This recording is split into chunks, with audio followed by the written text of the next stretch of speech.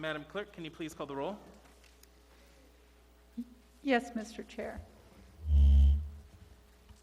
Mr. Dunbar. Here. Ms. Kennedy. I believe she asked to be excused. Mr. Peterson. Present. Ms. LaFrance. Is Ms. LaFrance excused until she arrives? Yes, until she arrives. Mr. Rivera. Present. Ms. Quinn Davidson.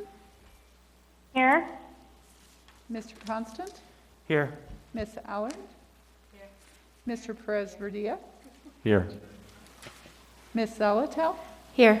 Mr. Weddleton. You have a quorum. Thank you, Madam Clerk. So when the red is on, it's on. Mr. Gates, can you please lead us in the pledge?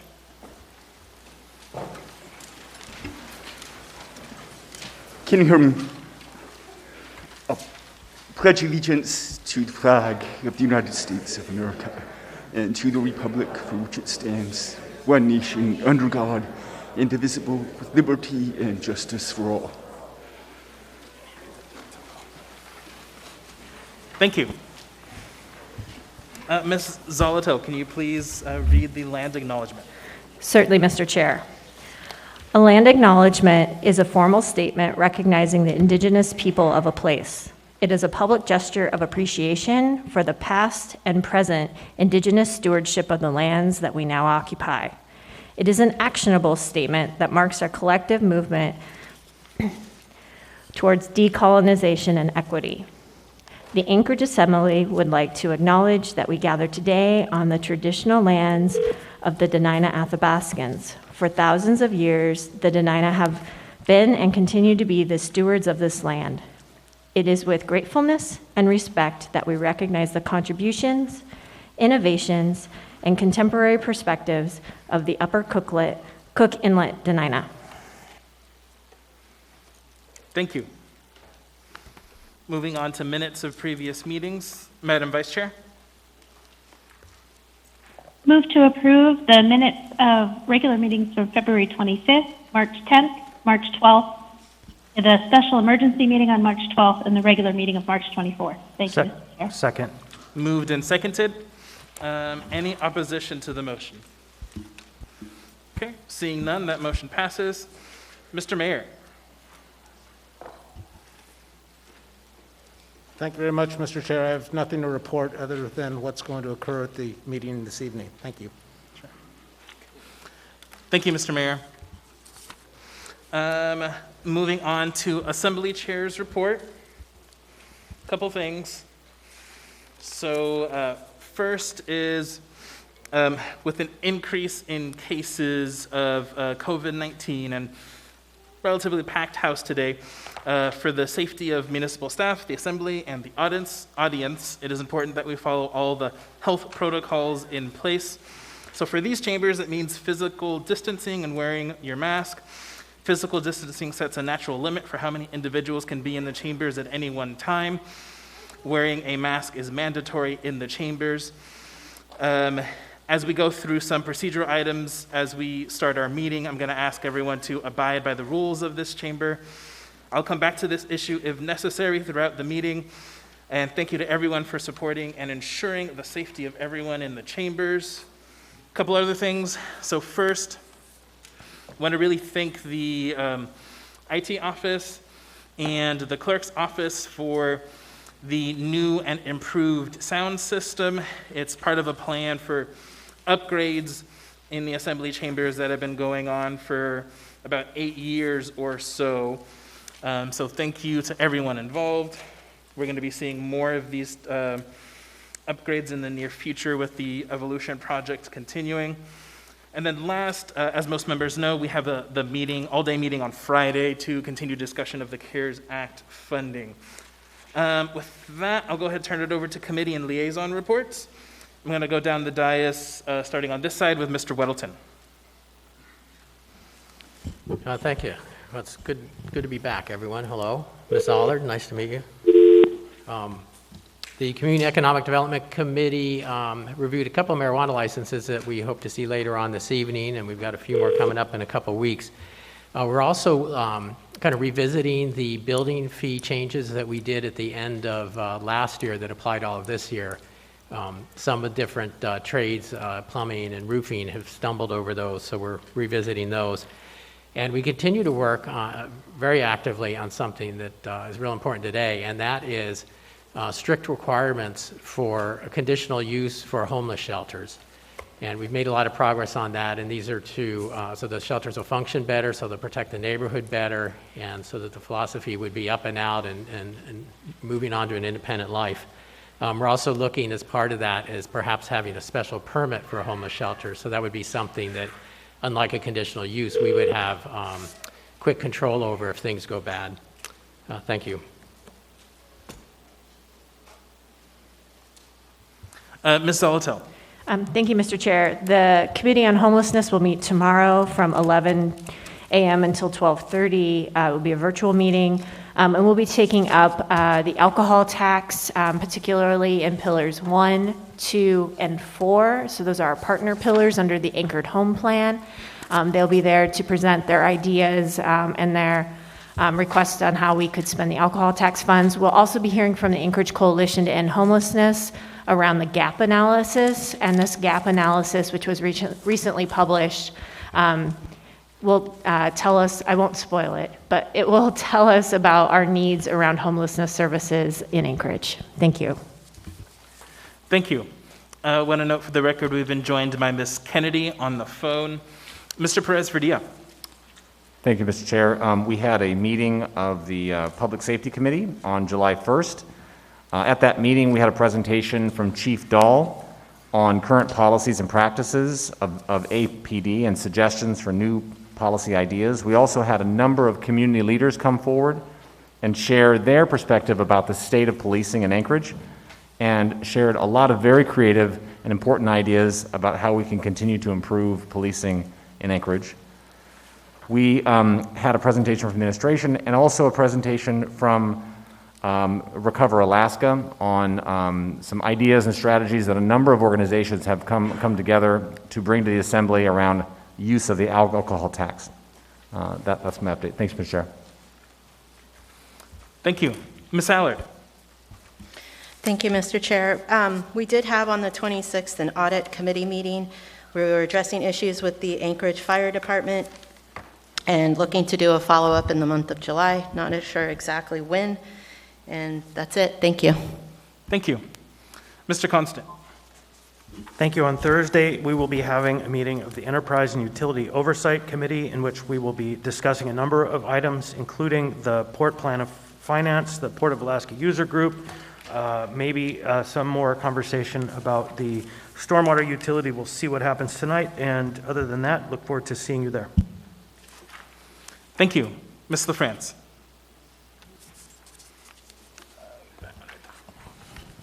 Thank you, Mr. Chair. The Budget and Finance Committee of the Whole will be meeting this Thursday, July 16, via Teams, and it'll be from 12:10 to 1:10. And I just wanted to point out that there's an item under Information Reports, the Monthly General Government Revenue Status Report to the Assembly, and that is an agenda item for Thursday as well. Thank you, Mr. Chair. Thank you. Ms. Quinn Davidson. Thank you, Mr. Chair. I actually could not hear Ms. LaFrance. Did you give a Health Policy Committee update, Ms. LaFrance? Did you do HPC? HPC? Health policy? No, she did not. Okay, thank you. We met a couple weeks ago at the Health Policy Committee. We've been mostly focused on evaluating the alcohol tax funding and how to hopefully move toward a direction of appropriating some of that funding for prevention work. We heard from the director of Anchorage Health Department who spoke about preparing a report that she'd be distributing to the mayor and to the Assembly that strives to apply racism is a public health crisis, and I'm really looking forward to receiving that report. And we'll meet the first Wednesday of August at the Health Policy Committee next, 10 a.m. Thank you. Thank you. Mr. Peterson. Thank you, Mr. Chairman. The Ethics and Election Committee met on June 24th. We discussed tracking ballots and the estimated cost. And we also discussed the dates of runoff elections during mayoral elections. And we got an introduction to the resolution about a stamp as a thing of value that we have on, that's on our agenda tonight. Thank you. Thank you. Ms. Kennedy. Thank you, Mr. Chair. Nothing to report. Thank you. Thank you. Mr. Dunbar. Thank you, Mr. Chair. I have no committee report tonight, but with your permission, I'd like to ask a question of the mayor that I meant to during the report time. Sure, go ahead. Thank you. So for the mayor, or perhaps for the municipal manager, obviously we've seen a fairly rapid increase in the number of COVID-19 cases in the state and in Anchorage, and a number of health professionals have told us that masks are one of the best ways to prevent it.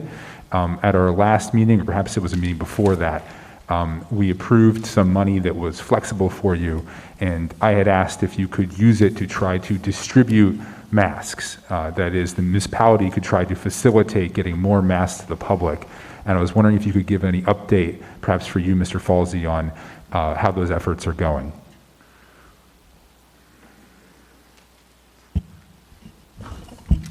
I would be happy to, through the chair. I no longer have a microphone. I don't know if I should take that as a sign. We have been successfully able to distribute 23,000 masks over the last 2 weeks. We did not have to procure those masks. Those are masks we were able to source through a federal government partner. We also believe that the state now has a significant cache of additional cloth masks that we have requested a significant amount of, and we hope very much to get into the business of distributing those masks as well. So we are aligned in our thinking there, and do hope to be pushing out many more into the community. Thank you very much. Thank you, Mr. Chair. Thank you.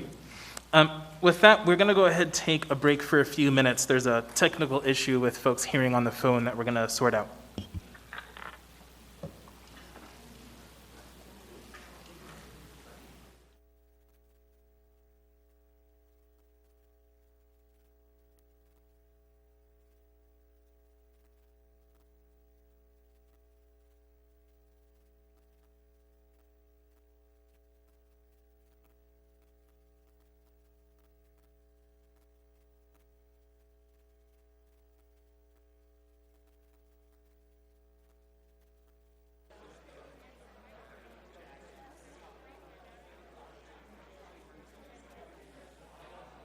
All right, if we can go ahead and take our seats, we're going to get started with the meeting again.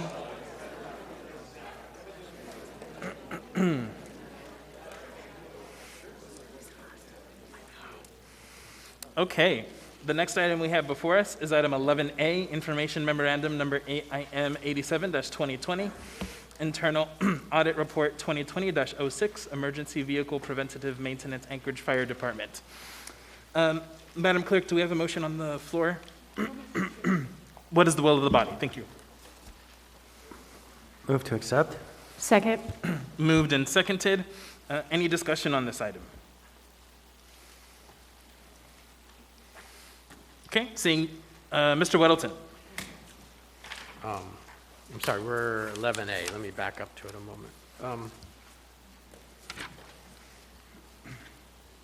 You know, I guess to someone on the administration, you know, the question here is kind of maintenance of fire vehicles, and I guess the firemen do the maintenance, it sounds like. I mean, don't we have fleet maintenance and professional mechanics who would do this work, or would that be a better way to do this, is pull it away from the fire department?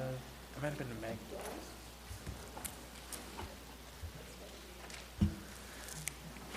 Through the chair to Assemblymember Weddleton, I'll ask the fire chief to respond. We do have mechanics who do this work. They are employed by the fire department, and they are specialty mechanics, but I'll let the fire chief give you the fuller story. Okay. Jody Hetrick, Anchorage Fire Chief. Assembly Member Weddleton, the Anchorage Fire Department has our own specially trained mechanics. We have 8 mechanics who service all of our apparatus.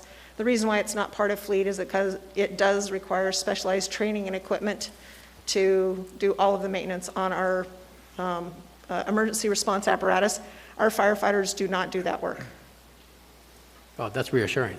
So I mean, obviously this is not a good audit here, and things have slipped, and I almost like the idea that the firemen were doing it, because like if a solid waste services trash truck breaks down, it's not a crisis, but if a fire truck on the way to a fire does, we got a real problem. And the firemen would, of course, first in line for that. So, I mean, so this is being remedied, and tell us that this is all going to be better soon. Or reassure us. Well, I would be happy to say that, yes, we can fix all of this, but we do have some systemic issues just with the funding of our maintenance shop and our department. We have, in past years, sacrificed a lot of things to keep operations going. The shop was one of the areas that's been sacrificed, and we have failed to maintain a good maintenance budget and staffing. As we grew the department and as we grew all of the apparatus that service the community, we failed to grow the shop. We do have a plan and a recommendation in place, and one of those is doing a much better job at cataloging the maintenance that does occur and get us on track to have a good preventive maintenance schedule. We had to do some personnel changes to do that, and we have made that happen. So we think we're in a better place, but it's my opinion, we're still under-resourced. Okay, so I wonder, is this something at our Public Safety Committee, maybe we could have it on the agenda, just to say, here's what you're doing, and tell us what is a realistic budget to make it work right? We'd be happy to do that. I don't know if I'm able to assign that, but okay. We'll get a thumbs up from the chair, chair of the committee. Thank you. Thank you. Ms. LaFrance. Thank you, Mr. Chair. We had a good discussion at last month's audit committee meeting on this audit. And Chief, and you mentioned it tonight as well too, that you're working on a draft plan with the timeline, and it may involve an ask to the Assembly. So my first question is, do you have a date yet on when we might see some of that information or the timeline? Unfortunately, as I mentioned, Assemblymember LaFrance through the chair, unfortunately, as I mentioned during the committee meeting, the person we selected as the new lead mechanic, who is the most qualified to do this work, is on a military deployment until October. Knowing that employee, we have a feeling that he is diligently working on a plan, but because he's on a military deployment, we don't expect any actual work from him until he returns. We hope to have something in place by early November. Thank you. And a quick follow-up, Mr. Chair. And I believe, Chief, you had mentioned that back in 2012, there was an efficiency study that showed it's much more efficient of an operation to have a specialized shop for AFD. And would you be able to share that study, or perhaps someone from the administration with us? And that might actually be helpful for, I don't know, at the public safety meeting if it fits then, but if you could share that with us, I would appreciate it. Yes, we should be able to do that. Thank you. Thank you, Mr. Chair. Thank you. Seeing no further discussion, members may proceed to vote. Ms. Kennedy. Oh, Ms. Kennedy is excused.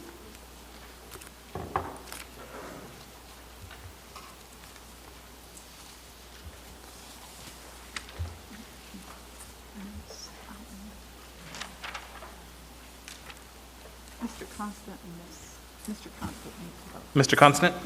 Yes. Yeah. That item passes 9-1. With that, we're going to go ahead and take a few-minute break to resolve a technical issue.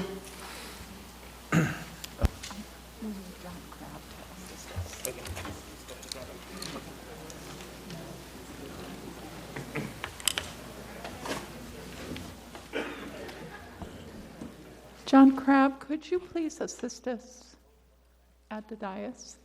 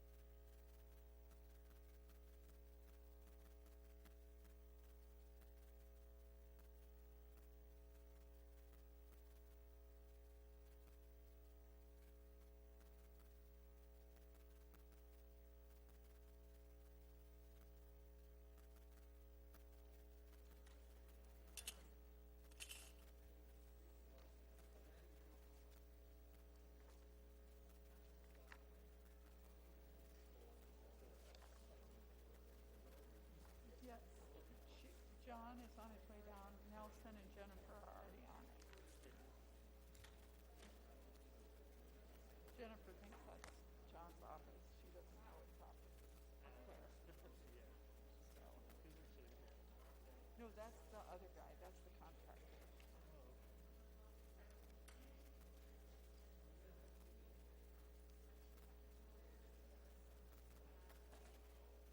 Oh, there he is.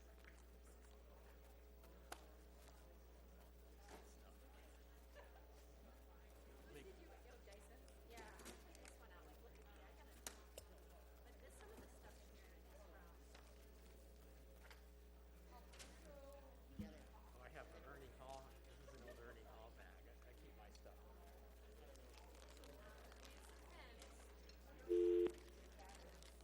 You think that's Dyson? Should we donate that? I would hate to take someone from the planning department. Oh, it could be. Yeah, sometimes it is. Even if they go over. I think it was, yeah. Does that look like Fred? See, now it's got my shoes in it. No one will take it over.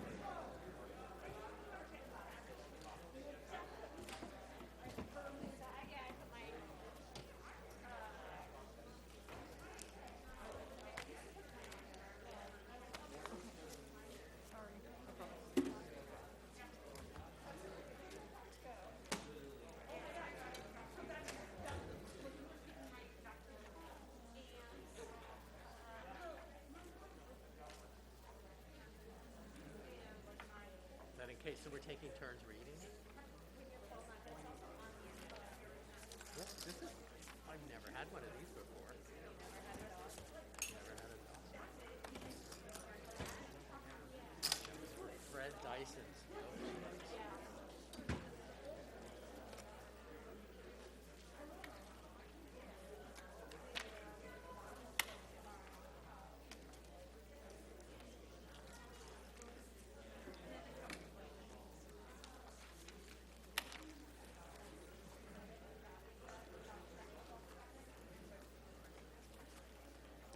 You want a copy of our downtown?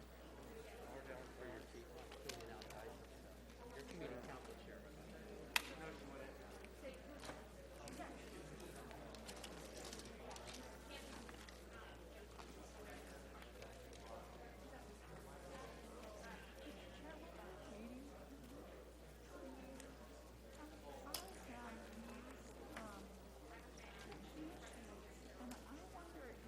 Somewhat, this, I think, Kept it. I'm like, this stuff. 15 copies. I don't know why The problem is that. The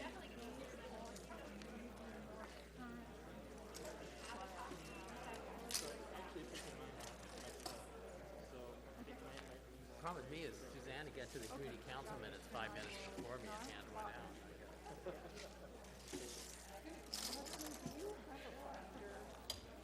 Clear out Dyson stuff. I got a lot of it.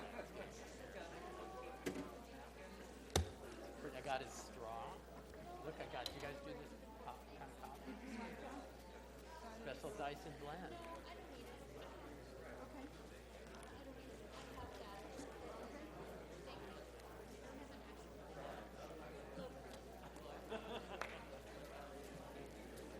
Okay. Keep these.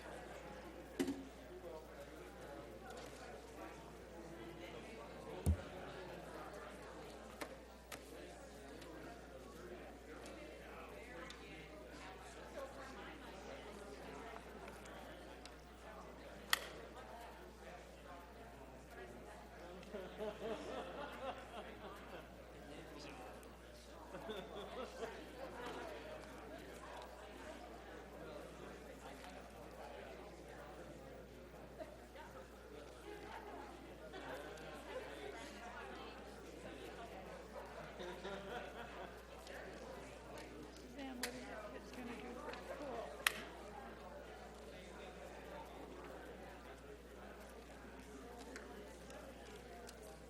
Oh, are they giving us more? Oh, this I had. Okay. Yeah, we voted on this. Hold that.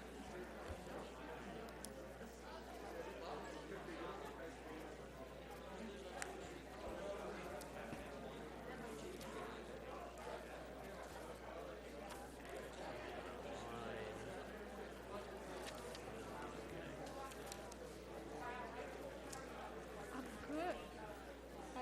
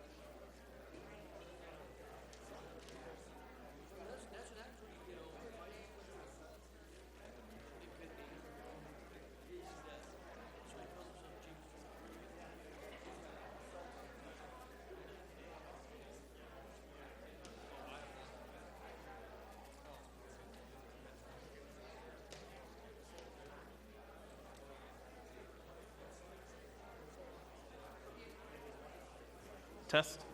Okay.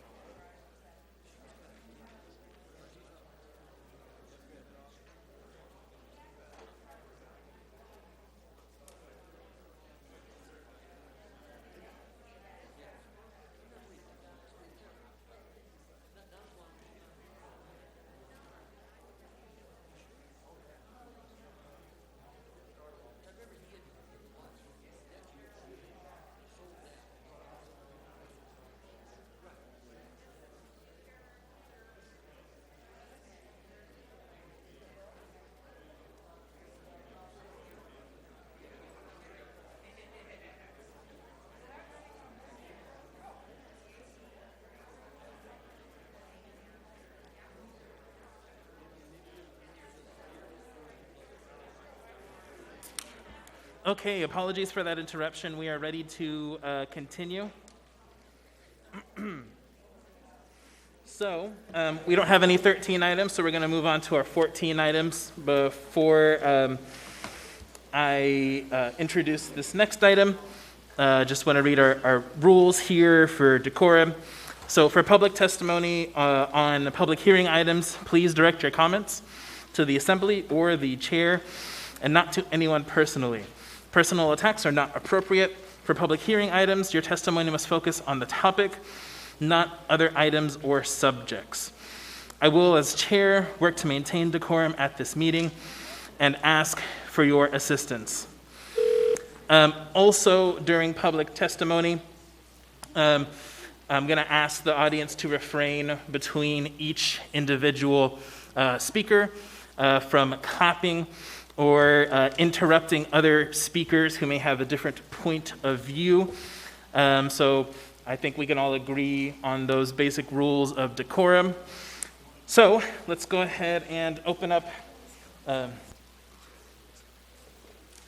right, we're going to go ahead and open up item 14A, ordinance number AO 2020-58, an ordinance of the Anchorage Municipal Assembly amending Anchorage Municipal Code, Table 21.05-1, Table of Allowed Uses, to allow homeless and transient shelters in the B3 zoning district by conditional use and waiving Planning and Zoning Commission review. Public testimony is now open on this item. Is this before we begin? Sure. Mr. Constant? Yep, just a quick communication to the public on this item 2020-58. This is not an intent to dissuade you to talk, but at our last committee meeting, the discussion was to postpone this item indefinitely, which means to kill it and bring it back in a different form in the future. So just so you know, for this item, it's very likely that it's already dead, and the next item is the one you're probably all really here to testify about. Thank you. So with that, 3 minutes for each individual to testify. And would anyone like to testify on this item? Go ahead. Don't want to waste any time. Good Welcome. evening, Assembly members. My name is Cecilia Preziosi, and you work hard. Hopefully, we'll have some resolve this evening. So, can you move the mic down a little bit? Thanks. Thank you. Pardon that lakeside hat hair here. June 23rd, there was a Midtown community meeting, and some of you people were there. You know who you are, Ms. Allard, Mr. Rivera, Mr. Weldington. There were some questions put on the table, and we haven't gotten any answers. But the first agenda that I want to state is that I'm a healthcare professional, and I worked at API for 14 years. I am not unsympathetic or caring to the clients and the people that are in discussion here, and are not represented by themselves even, because they're not here.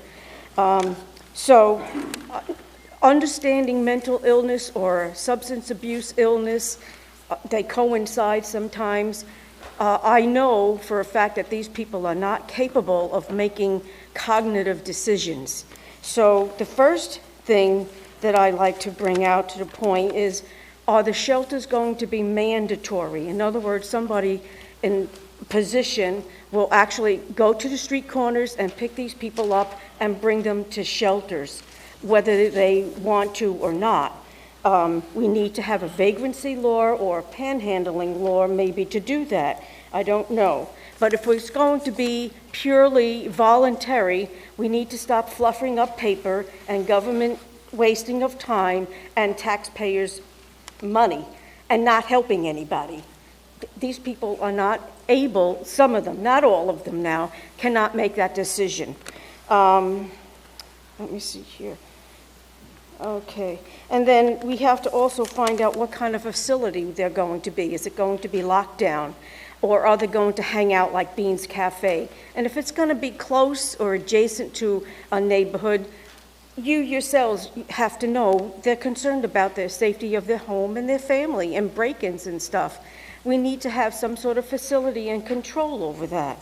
The next thing I wanted, the other thing is to determine where these people are from, especially the ones that don't want to comply. If they're from Maine, Alabama, Texas, wherever, the villages, if they don't want to comply with our shelter laws and rehab, then we could send you back to where you came from. Anchorage people or Alaskan peoples do not need to fund the problems of other locations. We don't have the money to do that anymore. The old location, I've been here long enough to know that the old Alaska Native Hospital location is huge. And why can't we build maybe even close to an 8-story facility that will not only, I believe you brought it up. Ma'am, your time is up. Can you give me a couple of seconds? I do have a question for you. Ms. Allard? Can you tell me a little bit more about your background and your expertise? Oh, okay. Well, no, I'm not an expert, but working at API for 14 years, I ran a dental clinic, and I've been in healthcare, in dental, and in some areas, volunteer work. I've had a lot of hands-on experience with helping people. And API, you're not cured of mental illness, okay? So I've actually had a practice of people. They come in today, I might not see them for another year, but they come back because that's the nature of mental illness. And those people are everybody here in this room. We have parents, children, neighbors who have mental illness, and they're at API. Okay, and that's my experience, hands-on experience in taking care of them and sitting with them one-to-one and handling their dental oral needs, and they often confide in their other issues. 14 years of that particular position alone. So I know these people are not Apologies well. to interrupt. Ms. Allard, did you have a follow-up? Were you finished speaking about? I just wanted to bring up one more thing. Building on the old Alaska Native Hospital, that building, we could have something in interim, but building up that area, we can not only house the adults, but the children under 18 that was brought up here, and even emergency DV victims. But if we had a large facility like that, we need a permanent problem for a with a permanent solution. Housing them here and there with a lease. Who knows what's going on? No, we need to really have a location. And I think building on that piece of property is huge. That's why I like it. It's huge. We can do so much with it. We can have we can have a facility to determine their mental illness, their substance abuse, building job skills, making them have job skills. When I say making, I don't mean bullying. But we could do so much, but that's not going to be built overnight. The companies that will build it will make money. It'll be good for the whole community and everyone involved. And more so, the people that we're worried about, they'll be taken care of. Ms. Allard, did you have anything else? No, she's done it. Thank you very much. Thank you for listening to me. I hope it's going to be helpful. Thank you for your testimony. Thank you. Thank you for the opportunity. First, I would like to congratulate... No, hold on, sir, sorry. That's okay. So, Mr. Chair. Yes, Mr. Constant. What's happening right now is everybody is actually testifying on the item that's not before us. We've only had one, so what we would like to propose to do is change the order of the day right now so that we have the item that you're all here to testify about before us, which is AO 2020-66. 58 is going to get killed. And so... Wait a minute, Chair.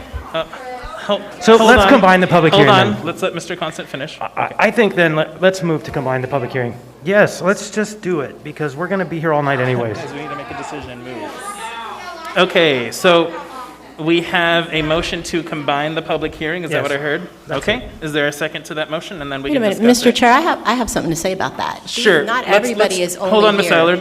We're going to do a second, and then we can discuss the motion. So is there a second to the motion? Second, Weddleton. Mr. Weddleton? Okay. So Ms. Allard, on the motion. I want to make sure that we clarify that if they do want to come up and they do want to speak about 66 or 58, they're going to be able to come up and have the additional minutes, so they'll have up to 6 minutes to speak on both items combined. Is that correct, Mr. That is correct. Constant? So what I will do is I will ask each individual when you come up which item you want to testify, one or both.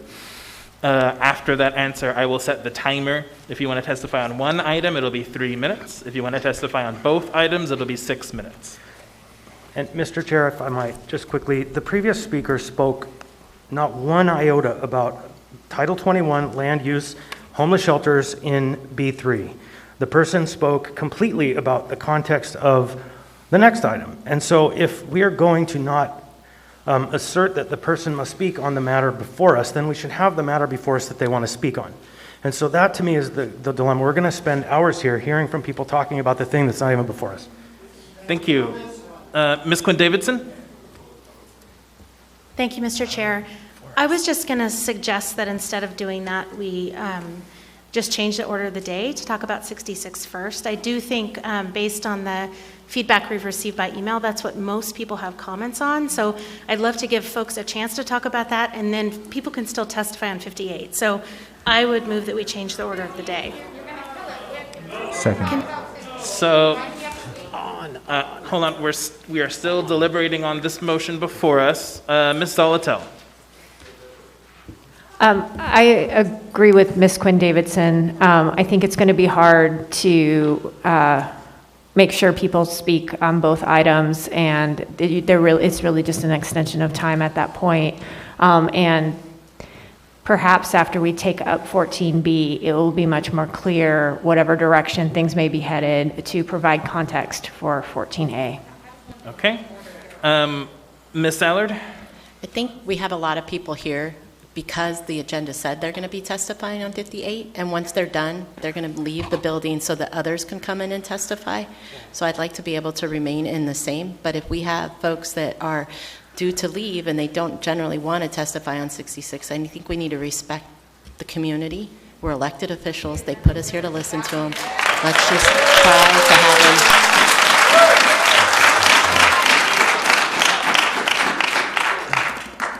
them. Mr. Chair? After Mr. Dunbar. Yeah, you're in the queue. Mr. Dunbar?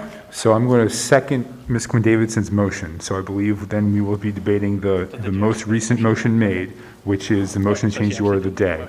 Now, a gentleman over here asked, why can't we just kill 58? Because we want to kill 58. The problem is we can't kill 58 until we close public hearing. So even though we want to do that, we just can't.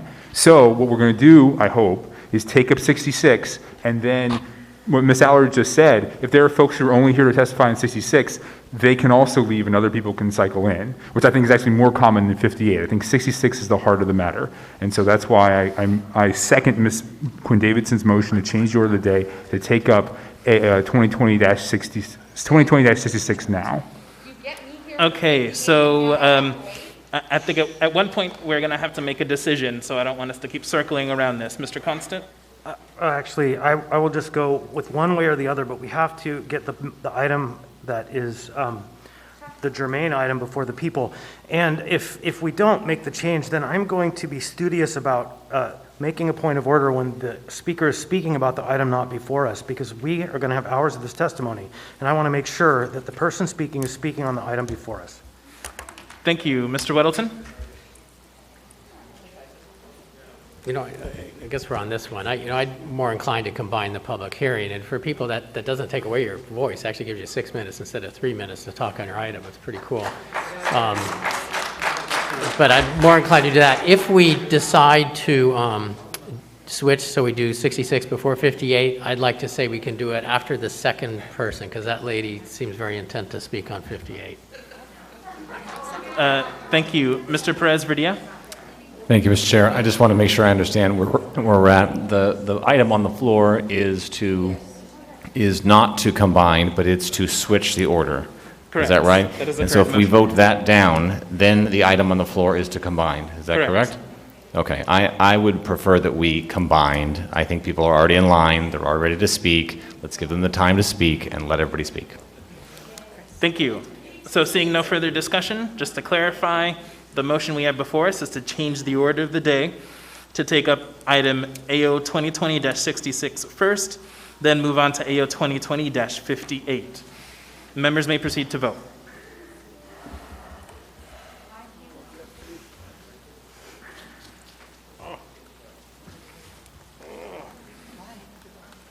Mr. Peters. Crazy night. Hard for us. That motion fails 5-5. So now the motion we have before us is to combine the public hearing.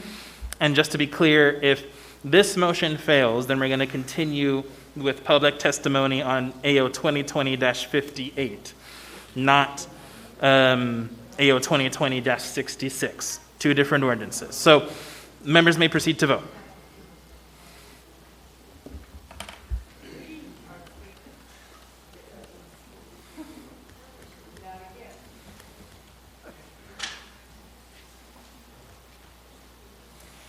Okay, so that motion passes 8-2. So I'm going to go ahead and go through the rules again, just to clarify for members of the public. So we have combined the public testimony on AO 2020-58 and AO 2020-66. What that means is when you come up to testify, just like normal, you would say your first and last name. Then after, let me know which item you seek to testify on, either one or both of the items. At that point, I will set the timer for either 3 or 6 minutes based on your response. So, welcome, sir. Thank you. Good evening. My name is Rabbi Yosef Greenberg. I would like to speak probably about. So first, I would like to congratulate the mayor and the whole assembly for all the effort that is being put into the most noble cause of helping the homeless in our community. However, regard to the specific idea of the Golden Lion Hotel as a treatment center, since our campus preschool museum is literally a block away from the Golden Lion Hotel, we are very concerned for the safety of our toddlers, preschoolers, elementary school students, staff, teachers, and visitors who come every day to our center. Our concern is even greater by the lack of communication and transparency about the project itself, the number of people who will be treated, what is the after-treatment support plan, and what is the administration plan for the safety of the neighborhood and the nearby school, campus, and museum. Please remember, no noble cause can be noble at the expense of children's safety. Studies have shown that in many cities around this country, if treatment centers are not well planned and run with highest level of expertise and professional guidance for the present and for the future, they can have a negative impact on the neighborhood, increase crime, and become a safety issue for schools and communities. We believe that the Assembly is rushing into this project with not enough input from the local neighborhoods and community councils, and with no organizational plan from the future providers of these facilities. We hope that you can postpone the decision on a matter of this magnitude until a comprehensive plan of treatment, after treatment, and safety of the neighborhoods can be credibly addressed with community council input as indicated on the Anchored Home 2020 priorities. Again, I want to thank you all for working on this viable plan to solve the increasing problem of homelessness and drug abuse in Anchorage. It's truly about time. Thank you. Thank you. I have a question for you, sir. Oh, yeah. Ms. Allard? Thank you. I call you Rabbi, correct? Yes. Okay. Sir, so my question is, I understand your concern, and your temple is within distance of where this facility would be put. Right. Could you, I have a question. When folks are walking to church, and if they can't, are they allowed or are they not allowed to bring any sort of, I carry a gun? Sure. During Can the you Sabbath tell me the and- yes, religious sure. part of that so That's that we right. understand Correct. that? Yes, during the Sabbath and Jewish holidays, so members of our synagogue, which is an Orthodox synagogue, we all walk to synagogue. We do not use cars, and we do not even use cell phones or any technology.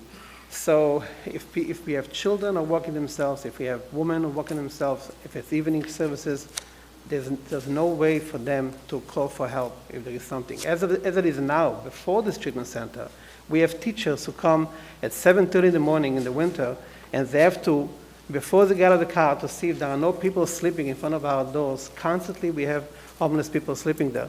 How much more so when the treatment center is going to be there, no matter how much safety there will be there, but we know what any public building causes attraction, and much more so such a building. So we are very, very concerned, and we don't see any plan. We are disappointed that nobody has worked with us, with our community council, before this plan came to about. So we're really disappointed. We hope we could all work together on this. There's no question in anyone's mind. It's a very noble cause. We have to take care of the homeless. I do not understand why the last 5 years, I've been 30 years in Anchorage, I don't remember ever seeing people in Midtown on the streets. It's the last few years we have this. I don't know what the cause for that, but we definitely have to take care of this. But the question is how to make it safe and to make it with the community. The community will definitely support it, will donate for that, no question about it, but we have to do it the right way. Thank you. Mr. Constant? Yes, Rabbi, we received an email today that said, in part, consider using the old Alaska Native Hospital at 3rd Avenue to let them house there. Here's an idea. Erect a large fence, and if they venture to go outside of that area, take their dividend and their native money. This way, it provides them their needs and keeps them, all the homeless people, in one area. What are your thoughts on that? Well, I'm not an expert on how to treat the homeless problem. Experts should be advised. I mean, I respect Anchorage in Alaska, but I come from New York. I believe that we not necessarily have here the ultimate expertise to understand how to run those places. I know other places are struggling, Seattle, San Francisco. I'm not an expert. I'm not sure what is the right way to do, but definitely there is a way to do it. The way is not putting them on a corner, on a busy corner, on the most busy intersection where children and families are all over the place. I don't think as it is now, we're suffering from that all over. We have a property on 36, we have people sleeping there. We have property on 33, people are sleeping there, all over the place. We constantly call the police. It's an ongoing problem, and we just don't feel safe. So why should we add more to that? So the way might be, send them all to one place and put a fence around them. I don't know if that's so. I don't know. I'm not sure.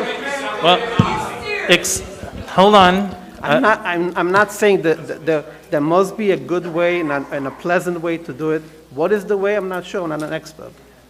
Thank you, Rabbi. My pleasure. Thank you.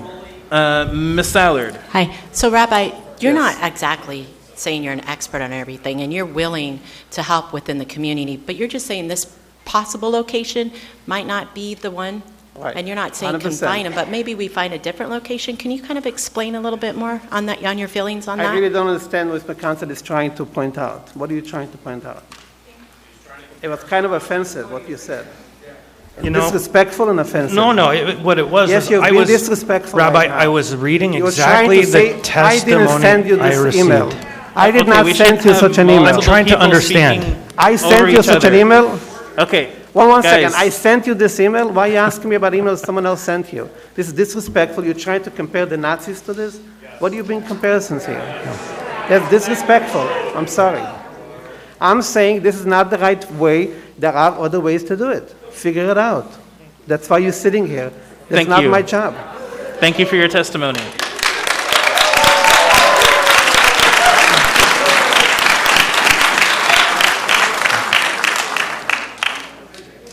All right.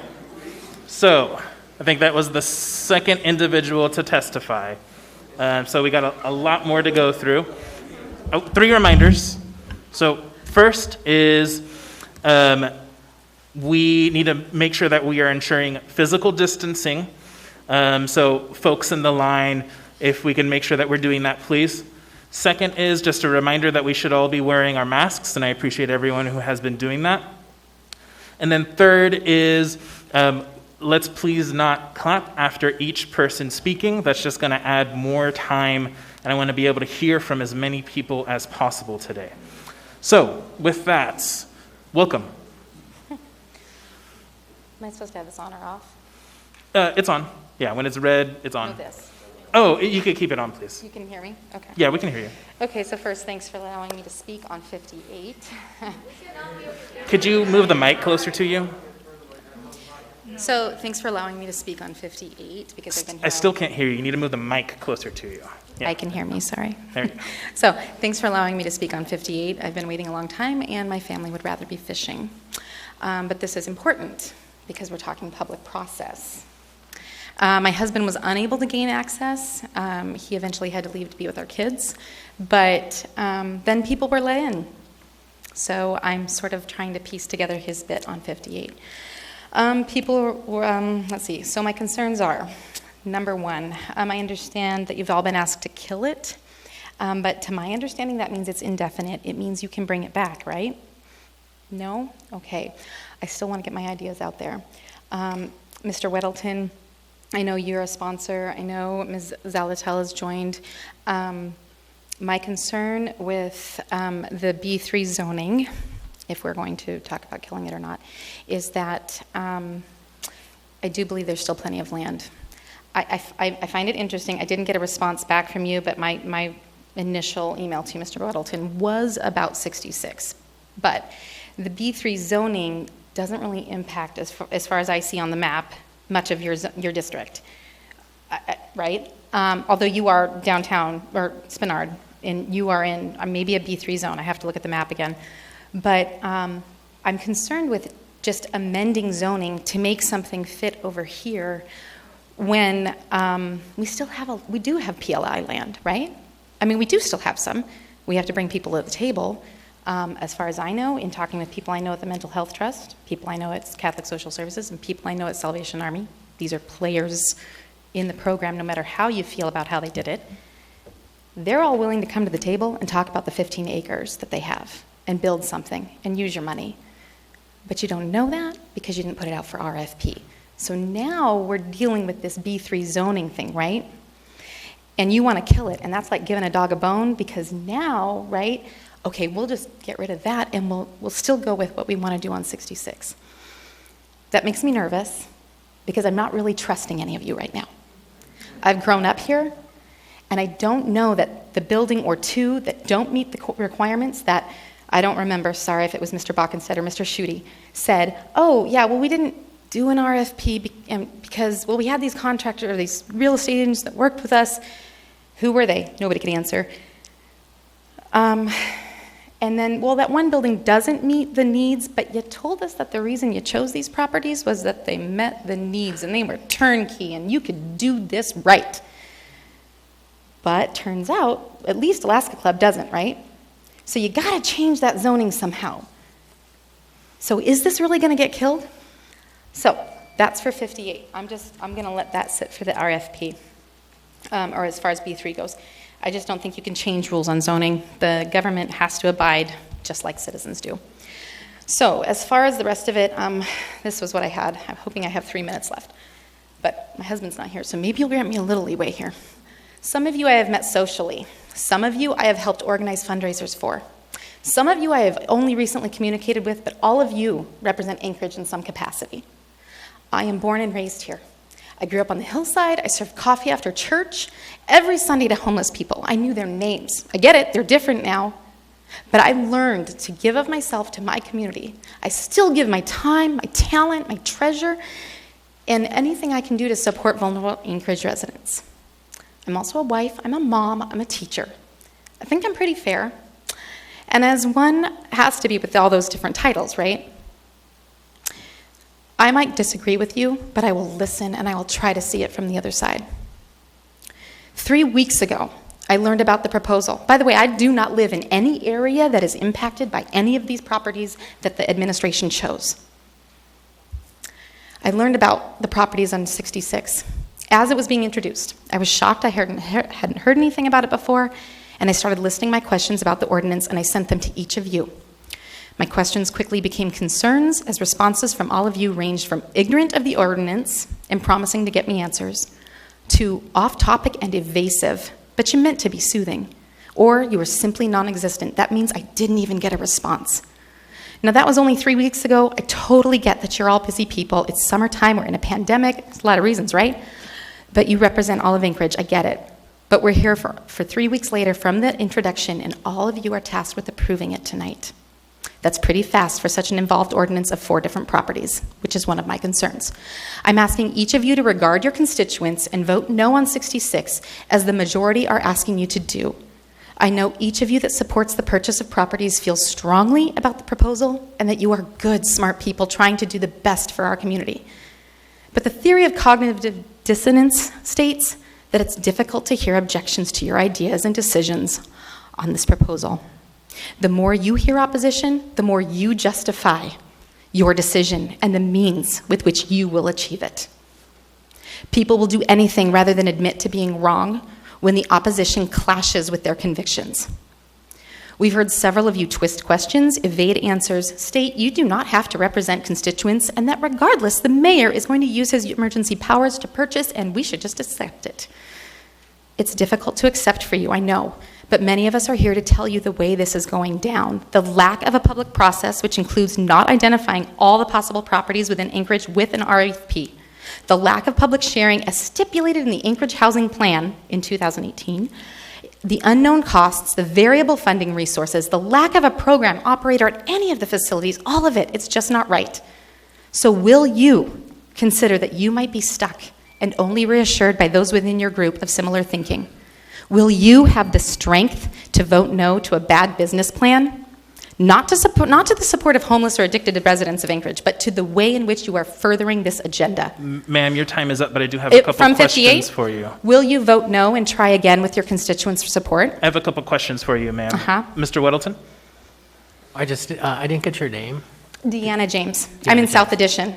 Okay, thanks. And I think to anyone, we got many hundreds of emails, and I didn't keep up in the last day and a half, but if you said 3 weeks ago, I hope I responded, because I thought I was keeping up. Well, I'm sorry about that. I was going to write you personally, but I got a lot going on. Sure. Thank you. Ms. Allard? Thank you. You said you're from what district? South Addition. South Addition. Can you tell me how this has kind of impacted you? I mean, it seems like it's mentally too, right? Mentally, because I'm a mom. I have a 13-year-old, a 17-year-old. No, I teach middle school. But mentally, no. I mean, what frustrates me the most, you guys, honestly, we've asked for this for so long, and right now, you all of a sudden have the answers, and don't tell me it's the money, because you knew that MLMP sale was coming, because you've already talked about that too. You knew the alcohol tax was coming. It doesn't seem right. And you didn't follow the process. When you ask, why not an RFP? Why not find out all those properties? Why not? You didn't do that step, but we're going to get an RFP for some providers. So how long does that set us off? That's my question, right? How long, once we have these properties, and now one of them doesn't work for B3 zoning, but and we still have to get some operators, but we're going to renovate them in the meantime, but you don't really know who's operating them, so you don't really know how they need to be renovated. There's so many questions to me that I go, wait a minute, there are people that are willing to come to this table that have said, yeah, we support you. You're going to do something? Let's do it. Let's clean it up. Because that stuff's crazy down on 3rd Avenue, and it wasn't like that when I was a kid. And it's not Catholic Social Services' fault. Come on. We've been asking. Did you have anything else? Mrs. James, can I redirect you? How has this impacted you directly? Me directly? Yes, please. Oh, I'm so frustrated. I cannot believe that my assembly doesn't write me back. That the public process, that I worry about our city. I'm so very concerned that the city I know is really headed down the path to Seattle or San Francisco, that we are unheard. And I worry about, it's not impacting me. I'm so frustrated that I keep hearing that it's a NIMBY issue. It's not. This is Anchorage, and we can do this really, really well, but not if you guys don't listen and you just you further your agenda or the agenda of somebody who I don't, I mean, there's a lot of, come on, you've heard them. There are a lot of reasons out there why you might be doing this right now. Okay? Did that get to your question, Ms. Allard? Did I have a follow-up, though, with her? Sure, go ahead. So you were talking about the RFP. Can you explain maybe a little bit more of your knowledge on that? My knowledge is a request for proposal, so that you normally in the public process, correct, put out a request for proposal, like, hey, for anything. I mean, you said you're going to do it for the providers, so you put out a request for proposal to real estate agents, and you say, hey, have you got something? And not just looking at the properties that are for sale right now. So you turn to those real estate agents, because you know what, maybe I'm a real estate agent, and I turn to somebody and I say, I just saw this RFP come across, and I remember that you have that property, and they're looking for something in that area. Are you interested? Should we submit that? And then that comes, and all of a sudden you're aware of all that stuff, right? You're aware of a couple more properties instead of just self-selected by commercial real estate agents that are, working with the city. Who were they? I've asked, and I didn't get that answer. Who were those? I mean, I know I'm not supposed to ask questions, but thank you. Yeah. Okay. Great. Thank you for your testimony. That was my full 6 minutes? That was, yes. Man, I had just one more paragraph. Welcome.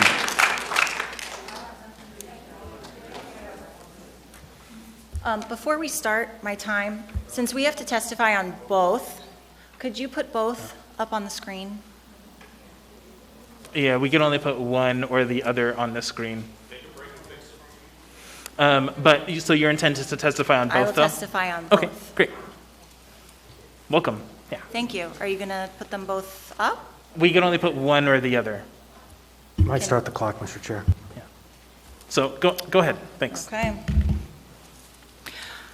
I am opposed to Ordinance AO 2020-58, which amends Anchorage Municipal Code by allowing homeless and transient shelters in the B3 zoning district by conditional use, waiving Planning and Zoning Commission review. The Anchored Home Strategic Action Plan to solve homelessness in Anchorage consists of 4 pillars to solve homelessness and improve community livability.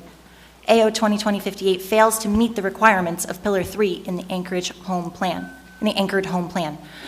Even with the passing of AO 2020-58, B3 zones do not allow for administration of behavioral health services, which is critical to decreasing the homeless population. The Anchored Home Plan consists of 4 pillars to solve homelessness and improve community livability, but I will focus on Pillar 3. Pillar 3 states that it should increase public safety, develop a public safety strategy that addresses the needs of those experiencing homelessness and the surrounding community to, and I'll focus on B, ensure safe environments at service locations, shelters, and surrounding areas where services are provided. Ensure engagement and service delivery are robust in these areas to prevent adverse impacts on neighborhoods. There is no concrete business plan in place with information regarding specific providers, services, or delivery models to ensure behavioral health needs of the population in these buildings will be met. A lack of behavioral health negatively impacts the target population as well as the surrounding neighborhoods. By circumventing the Planning and Zoning Commission in B3, you can use a building for shelter, but you still cannot provide behavioral health services. People are more likely to experience chronic homelessness when mental health illness and substance addiction are involved. Untreated mental health presents barriers to sobriety, self-sufficiency, and access to transitional and permanent supportive housing. Referrals outside of the facility are not practical or reasonably viable for this population. You are setting them up for failure. All discussion of ensuring safe environments in surrounding areas and preventing adverse impacts on neighborhoods has been ignored, intentionally unanswered, or vaguely described without specific details. You will have zero buy-in from the public without trust. Trust takes years to build, seconds to break, and forever to repair. And now, we don't trust you. Planning and zoning commissions provide a concrete, overarching plan of the city, which guides development of the city in the future while reflecting the priorities and values of its residents. It regulates land use and structures so that the right things go in the right places. We have invested our lives, our time, and our money into this city to make it better. When you bypass the Zoning and Planning Commission, you bypass a crucial part of the public process that protects the entire city, including its most vulnerable. Is that time for 6 minutes, or is that for 3? Can you say your name? You said it for 6, so I don't have a warning of my... Yep. Can you tell us your name, please? My name is Beth. That's going on my time, though. Please continue. So now I'll talk about 66. I oppose AO 2020-66. You should follow the money. You can usually find political corruption by examining money exchanges and transactions, by circumventing due process like planning and zoning, and rigorous evaluation by those communities. This plan by the mayor and assembly gives the perception of wrongdoing. There has been a reckless disregard and violation of the public trust. There has not been a detailed plan published for public comment and scrutiny. The ordinance itself keeps changing and no one knows what's really going on. AO 2020-66 provides $22.5 million for the purchase of 4 buildings using an unspecified combination of CARES Act funds, MLMP sale money, and potential philanthropic donations. Of these 4 buildings, only 2 will be used to house the homeless population impacted due to COVID-19, and they are only capable of housing 285 people. The administration anticipates needing a minimum of another 113 beds. This would require the purchase of yet another building. AO 2020-66 targets 4 buildings that have not been analyzed with due diligence, site analysis, or fiscal responsibility. These proposed buildings are not fit to purchase for the intended purpose. I will speak on 2 of them. The Golden Lion is turnkey ready for housing, but not as a residential inpatient treatment program, as they have no operator, no service providers, no treatment model, and no budget.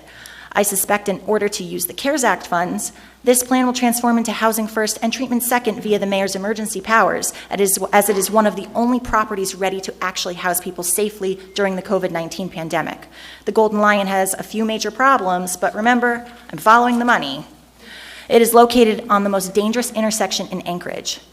What if the hotel is slated to be taken, at least in part, by the state as part of eminent domain to expand the highway intersection?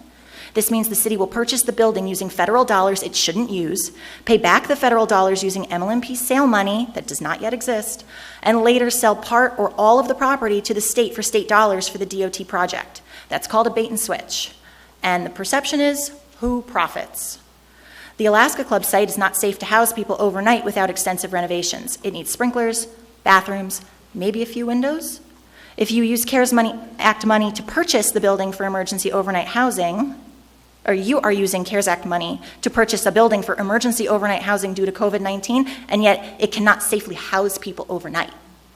Whenever legitimate concerns have been raised by residents and assembly members, Chris Schutte, the director of the Economic and Community Development, reminds us that this is only a real estate transaction. How incredibly naive. They frequently remind us that the Golden Lion could have been purchased by a private company, but it hasn't, because it's not a worthwhile investment and it's too big of a liability in that location. It's a shady process, a shady business, and a shady deal. Your time is up. I have a question for you, though. Ms. Allard? Thank you. Miss Beth, can you tell me where your neighborhood is and where you're located and how it's impacted your... So I live in College Village, and I am on the edge of the neighborhood. So I'm right by 36. So we have a lot of foot traffic behind our yard. We have had a lot of security issues. I'm about 2/10 of a mile from the Golden Lion. My temple is also 2/10 of a mile from the Golden Lion. My preschool is in that building as well, where my kids go. My kids go there for my youngest goes there for preschool. My older kids go there for after school education, and it impacts every single part of our life. I alone have had to make calls and let them know when there are people there who shouldn't be, who are trespassing. I've had people trespass into my house. We had someone last summer who either was on abusing substances or had a mental illness that was not being treated at the time, and they tried to kick our door down at 3:30 in the morning. They were either if we didn't go out and stop them, then they were coming in. And, you know, we depend on the police, and we respect the police, and their hands are tied. They're busy. They can come in, help, but they can't respond right away. You put this facility there. The facility has it has a parking lot, which part of it will be taken for the DOT project. It has no outdoor recreational space. And in talking in the meetings, there's no discussion about where are they going to go outside? It's never discussed. And we're told, well, it's not going to be a locked-in treatment center. But we're also told they have a very busy schedule, so they won't be out roaming the neighborhood. I'm sorry. They're not in prison, and even prisoners have access to outside. Thank you. Okay. It's not fit. It's not. Thank you for your testimony. You can't do that to people. I have a follow-up. Yes. So in regards to this, do you have some sort of solution or a suggestion that you can give to this body?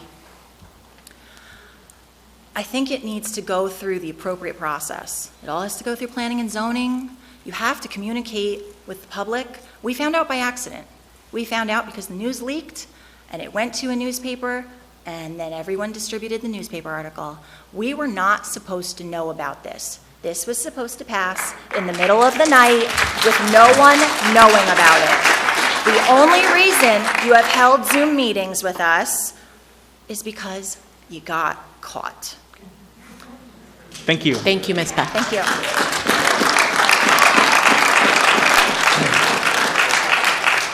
Welcome. I'm going to touch on both, so. Sure. But I have already timed this, and it'll be less than 6 minutes. Good evening. I appreciate the opportunity. Good evening. I appreciate the opportunity to speak today. My name is Barbara Ramsey. I'm an associate broker with Remax Dynamic Properties.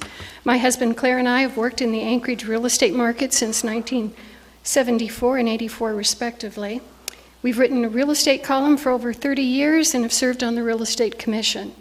I am also a past president of the Geneva Woods Association, so now you have an idea of why I'm involved. I'd like to give you a real estate professional's viewpoint on why the proposals before you will have a negative impact on the surrounding residential neighborhoods. At the July 9th Zoom meeting about these proposals, someone indicated that there was no evidence that there would be a decrease in area values.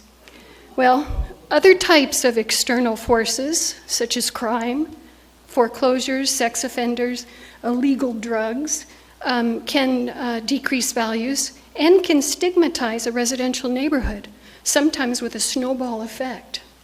A Longwood University study, which I can submit, I left it in my car, they won't let me go out to get it, so, but I can submit that for you, focused on treatment centers specifically and quantified the effect of a residential rehab centers on nearby real estate values. The study sample was composed of residential listings in the real estate market between 2001 and 2011. The final data consisted of about 195,000 homes on the market and about 111,000 homes that eventually sold. The community has 36 substance abuse treatment centers, half of them treated opiate addiction, located within the broader area, and 9 were located within the city limits. The Longwood study analysis concluded an 8% decrease in neighboring property values with a treatment center, and up to 17% if the center also treated opiate addiction. Comments were also made that the anticipated use will likely be for alcohol treatment with sleepover facilities as needed. However, the final decision was up to a yet-to-be-determined provider. In the Longwood report, a Substance Abuse Mental Health Service Administration survey of over 14,000 facilities, and they had a 94% response rate, indicated many patients in residential treatment had a dual diagnosis, which was mental health and addiction. 39% of the clientele had dual diagnosis. Combined alcohol and drug addiction accounted for approximately 45%.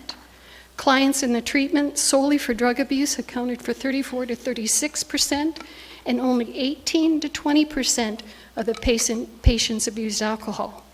The provider, of course, is going to want to cover the full range of services to ensure payment and profit from the broadest range of options.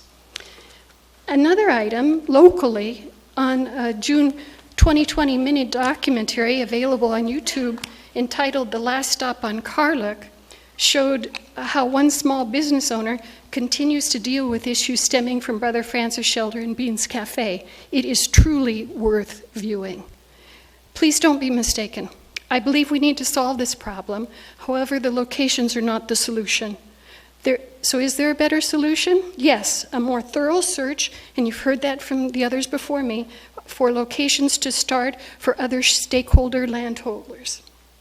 Plus, aiming at a comprehensive approach and stop trying to create a patchwork of proposals that create more problems and pass on the problem. Thank you for the opportunity to speak with you. I'd be glad to answer any questions. Thank you. I do have one. Ms. Allard? You mentioned landowners. Do you know who those landowners are? I specialize residentially, but what I did do is take a real quick peek at what the Alaska Mental Health had and just ran a quick tax roll on them, and they had 31 vacant lots. 3 of those were kind of continuous over in Community Park, Alaska subdivision. That's about 12 acres. There's another one that's over there on 40th in Lake Otis that's about 5.5. So there's land. It's available.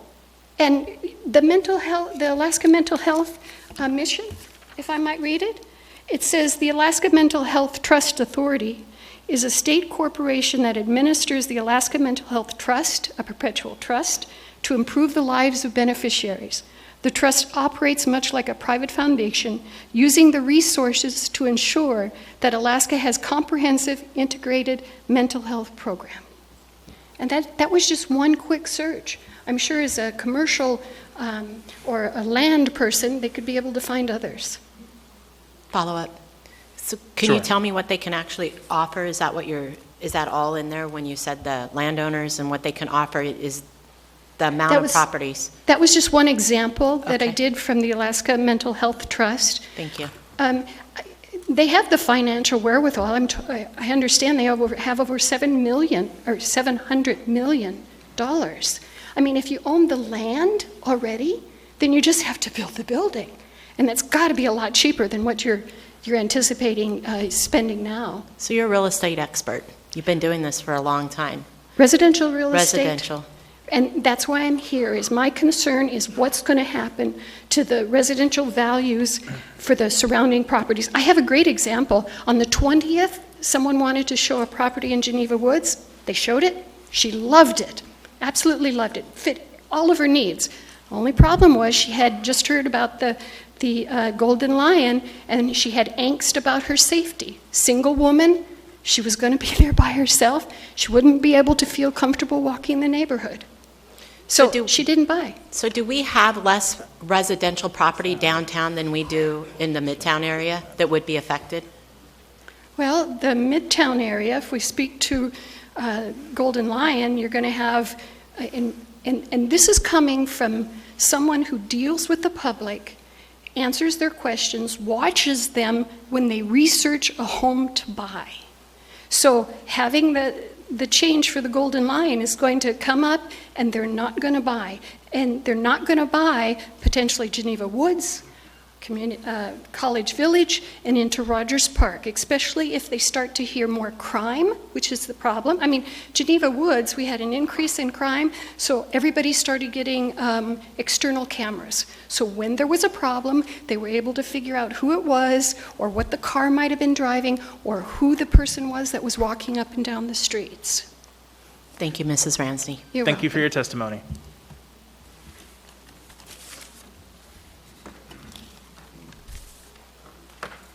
Welcome. Thank you. My name is Jamelia George. I'm a resident of College Village. I live on Wentworth. I'm one block from the elementary school, which is one of the top 3 elementary schools. Sorry to interrupt. Are you testifying on one or both items? I'm sorry, what? Are you testifying on one or both items today? I'm very sorry. I'm going to speak to both items. Thank you. Thank you. This is one of the top 3 schools in the entire city. It's one of the top reasons that professionals choose to buy in my neighborhood. They, for years, have called it Doctor Village because it's full of medical staff. They're 3 to 4 minutes from all 3 hospitals. They're big families that live in this neighborhood. I have been there over 25 years, 40 in Anchorage. What concerns me about this is the lack of process.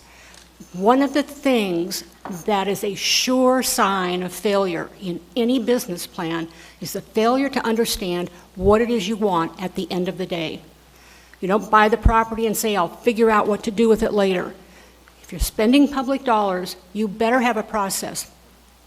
I'm very concerned about the notice and lack of opportunity for public input. I think, frankly, it's unconstitutional. And as an assembly member or a mayor, with all due respect, I would not want that to be part of my legacy in public service. This is a private sector economic effect. If you say, as you do, that the ordinance has no private sector economic effects, you're wrong. It will impact my biggest investment, my home. We just heard from Claire Ramsey what it's going to do to my neighborhood. Your proposed ordinance fails to provide notice and opportunity for the residents who are directly impacted to oppose this action. Do you have to solve homelessness? I hope you can, but I hope you do it more thoughtfully.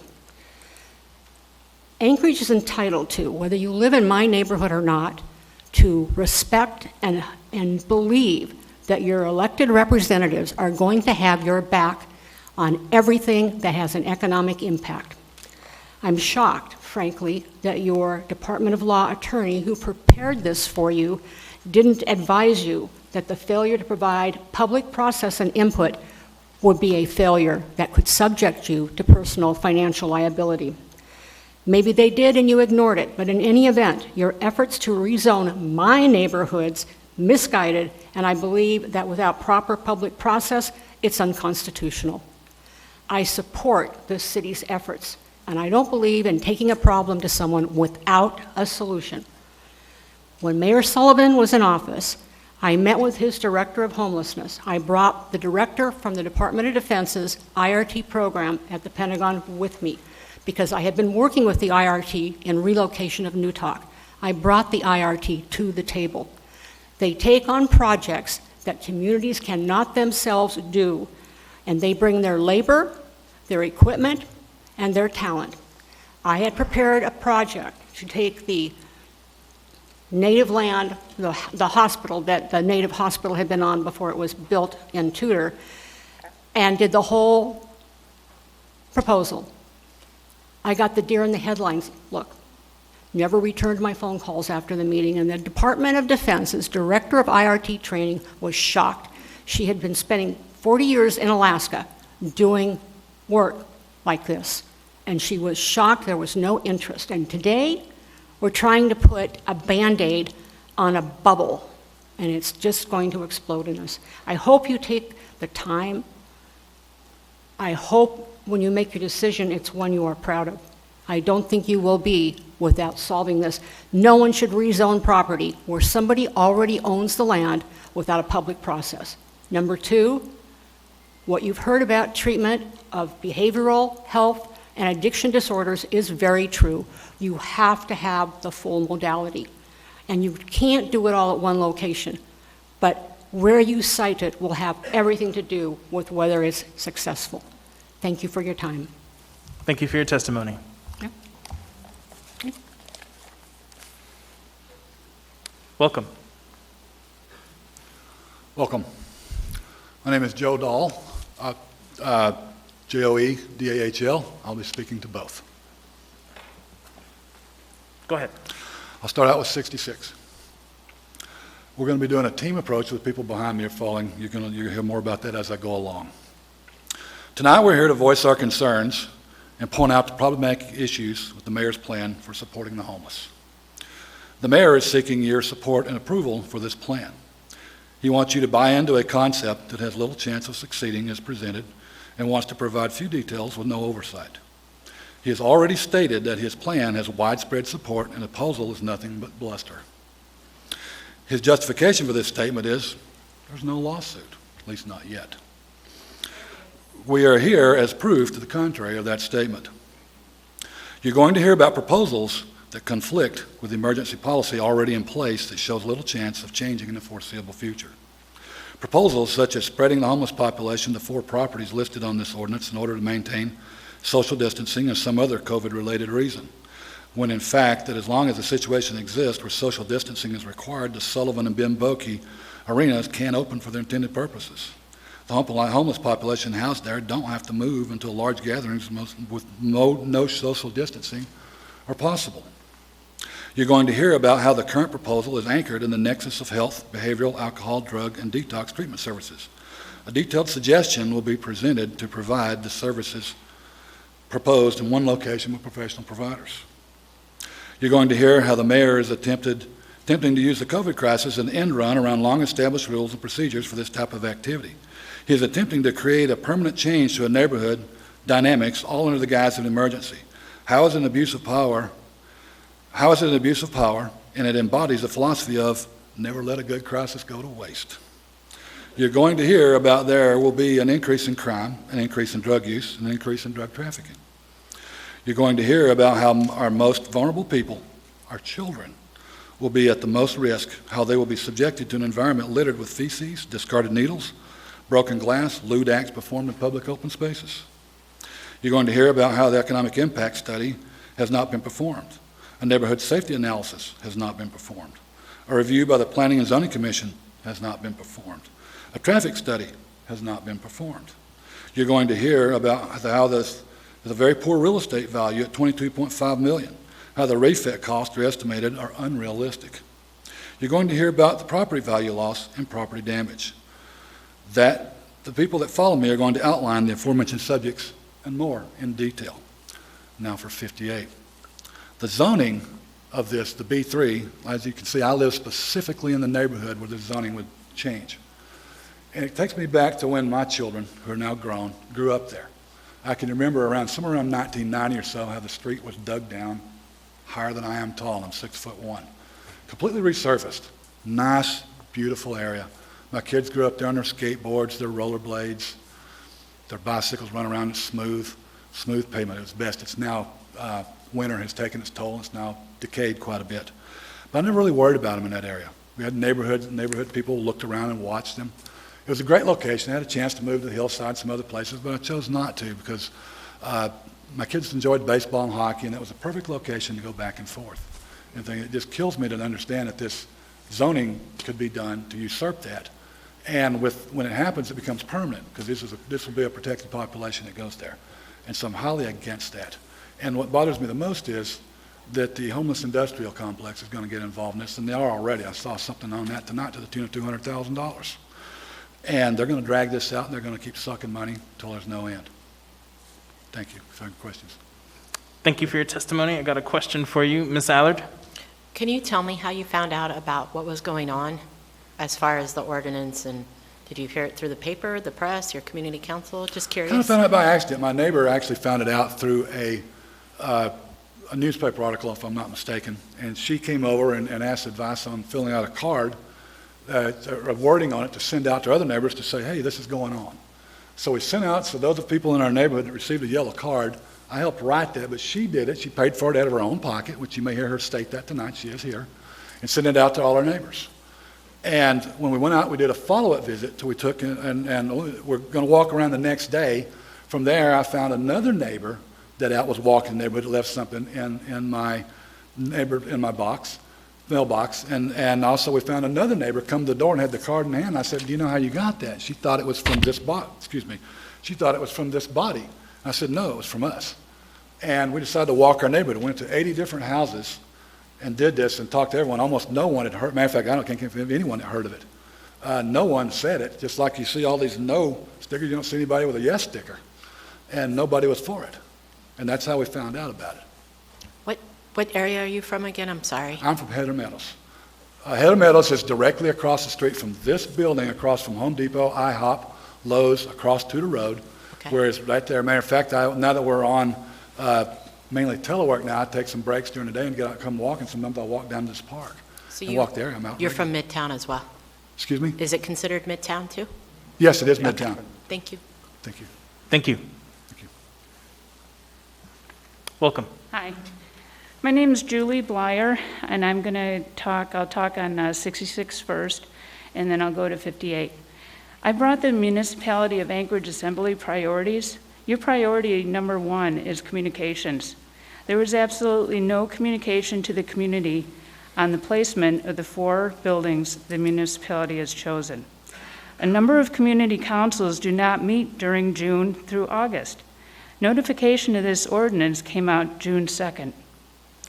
And only by the news article in Must Read Alaska by Susan Downing, I don't believe she is associated with the Anchorage Assembly. I have not seen it on the media at all. Our homeless do deserve our respect, support, prayers, and help. They do not, however, have the right to reside on public lands for their choosing. This impacts Anchorage's progress in one of the states.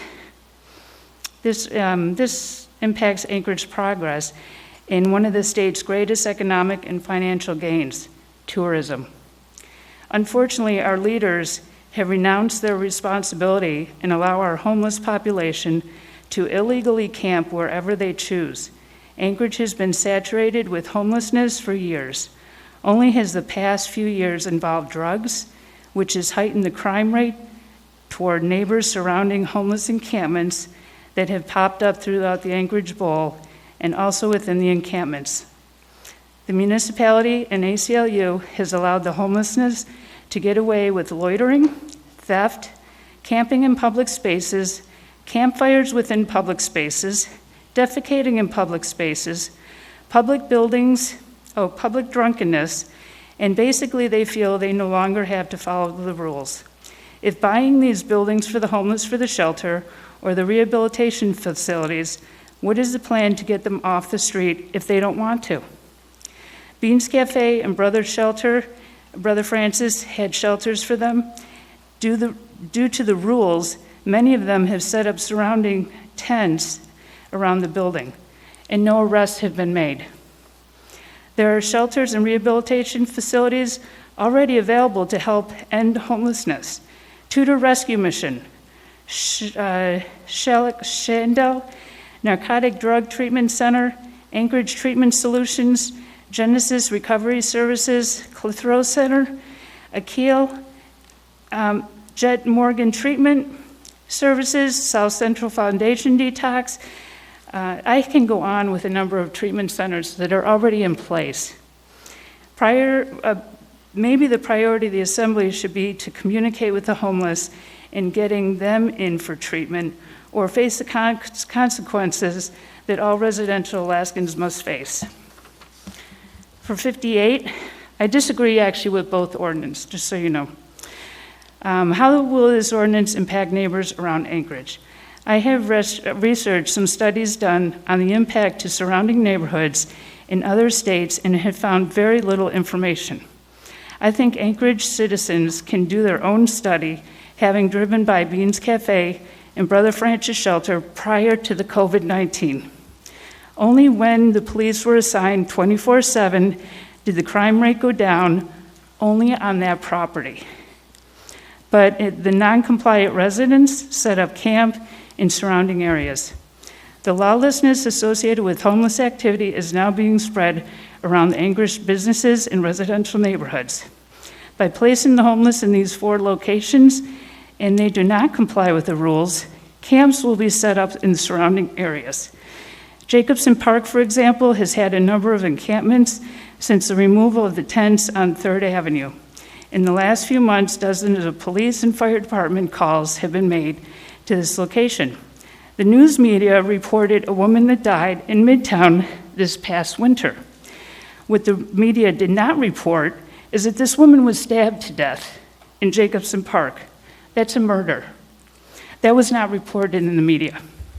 Another example, multiple encampment fires in Rogers Park have led to residential homes being evacuated. Police have admitted there's criminal activity in most homeless camps. As they have said, there are people fighting to survive with nothing. Please keep in mind, Anchorage neighborhoods are fighting to survive the criminal activities thrown at them from assaults, thefts, fire, car home security systems, increased insurance on their car and home values decreasing 80 to 17%, loss of work due to the crime.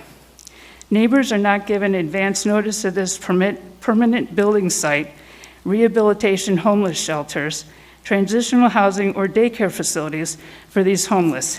There are multiple schools, liquor stores, child care facilities within close proximity. Members of the Assembly and Ethan Berkowitz, please prepare and publicly share a community impact statement relating to 2020-66 to include economic, environmental, public safety, public health that impacts before deciding on this ordinance. For the record, there are a couple of Assembly members that were asked that are in our district if they were going to vote for this ordinance by the majority of residents on how they feel.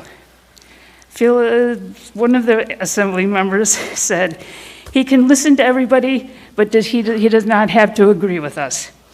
That means that you are making, you do not have to agree with your constituents, Assembly member, but I do hope that you vote to represent the constituents in your district. This is something I hope everybody on the Assembly, including Ethan Berkowitz, remembers who you are representing. Thank you. I have a question for you, Ms. Allard. Hi. So it sounds like you're not necessarily against the homeless being helped or a rehabilitation. Is there... A number of Assembly members have heard me talk before. I have come up with ideas on how to help the homeless. I think it's going to take too much time for me to take care of that issue, but there are some ideas that have been brought to the Assembly, and that is not, it's gone in one ear and out the other. Can you hit on a couple of points for me that you've brought to our attention, if you could remember? There are 3 states that are working with the homeless and succeeding. One of them is Rhode Island. One of them is Florida. I'm sorry, I don't have that with me. And then there was one, San Diego. What were some of the key things that you felt that the Assembly could know tonight to maybe help? What I think that you need to understand is that if you keep the homeless within their environment where they are able to access liquor, drugs, keeping within the drug trafficking, sex trafficking, they're not going to get away from that environment. Anybody knows that's been through rehab, they move them out of that environment for a couple of years, and that's what some of these programs did. Once they're through that, they're through a training program, and they're learning to live on their own again. So, thank you. Thank you for your testimony. Welcome. Yes, I'd like to cede my time to Carolyn behind me. Yeah, that's unfortunately not how this works. So everyone has 6 minutes. I'm sorry. Everyone has 6 minutes. So if you have up to 6 minutes, depending on if you're testifying on both items. So is that what you plan on doing, on testifying on any items? I would like her to be able to speak a little longer. Unfortunately, ma'am, that's just not how the rules work. I'm sorry, I'm having trouble hearing you. I'm sorry. Unfortunately, ma'am, that is just not how the rules work. So if you'd like to testify and state whatever you have to say, we're here for Then that. I will let her go ahead and speak. Okay, thanks.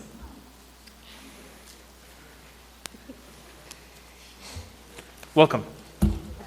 Welcome. Thank you. I know that it's been a long night, and I want to thank you all for your time and your consideration. I know this has been frustrating.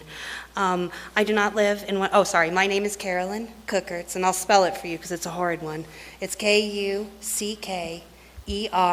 T as in Tom, Z as in zebra. I come tonight in opposition of both 2020-58 and you're speaking, sorry to interrupt, you're speaking on both? Yes. Okay, great, thanks. And I'm going to go ahead and start with 2020-58. I come to you tonight and do not live in any of the neighborhoods. I guess I'm on 2020-66. Well, it's combined anyway.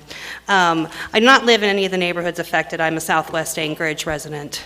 What I am is I am a recovering alcoholic. So I come to testify about the locations first. And part of that is my story. And my story is that it's really hard for an addict of any kind. And I can't even tell you, some of you may have known me in my former life, I can't tell you. I can't remember much from that. As embarrassing as that is to say, is that's how messed up my brain was. Now, I would have continued. All the people who enabled me, and God bless you, everybody was just trying to help, but they couldn't. The only person that could help me was me, and I had to hit rock bottom, and many of you know what that meant. What I also had to do was be removed. The people that I associated with then, I couldn't, I had to leave. I couldn't do it. The places that I went, no more. I had to be removed from the situation. And then certainly all the things that I did, I had to stop. I'd already lost my job, so, not much there, but nearly lost my house. I had to be taken away.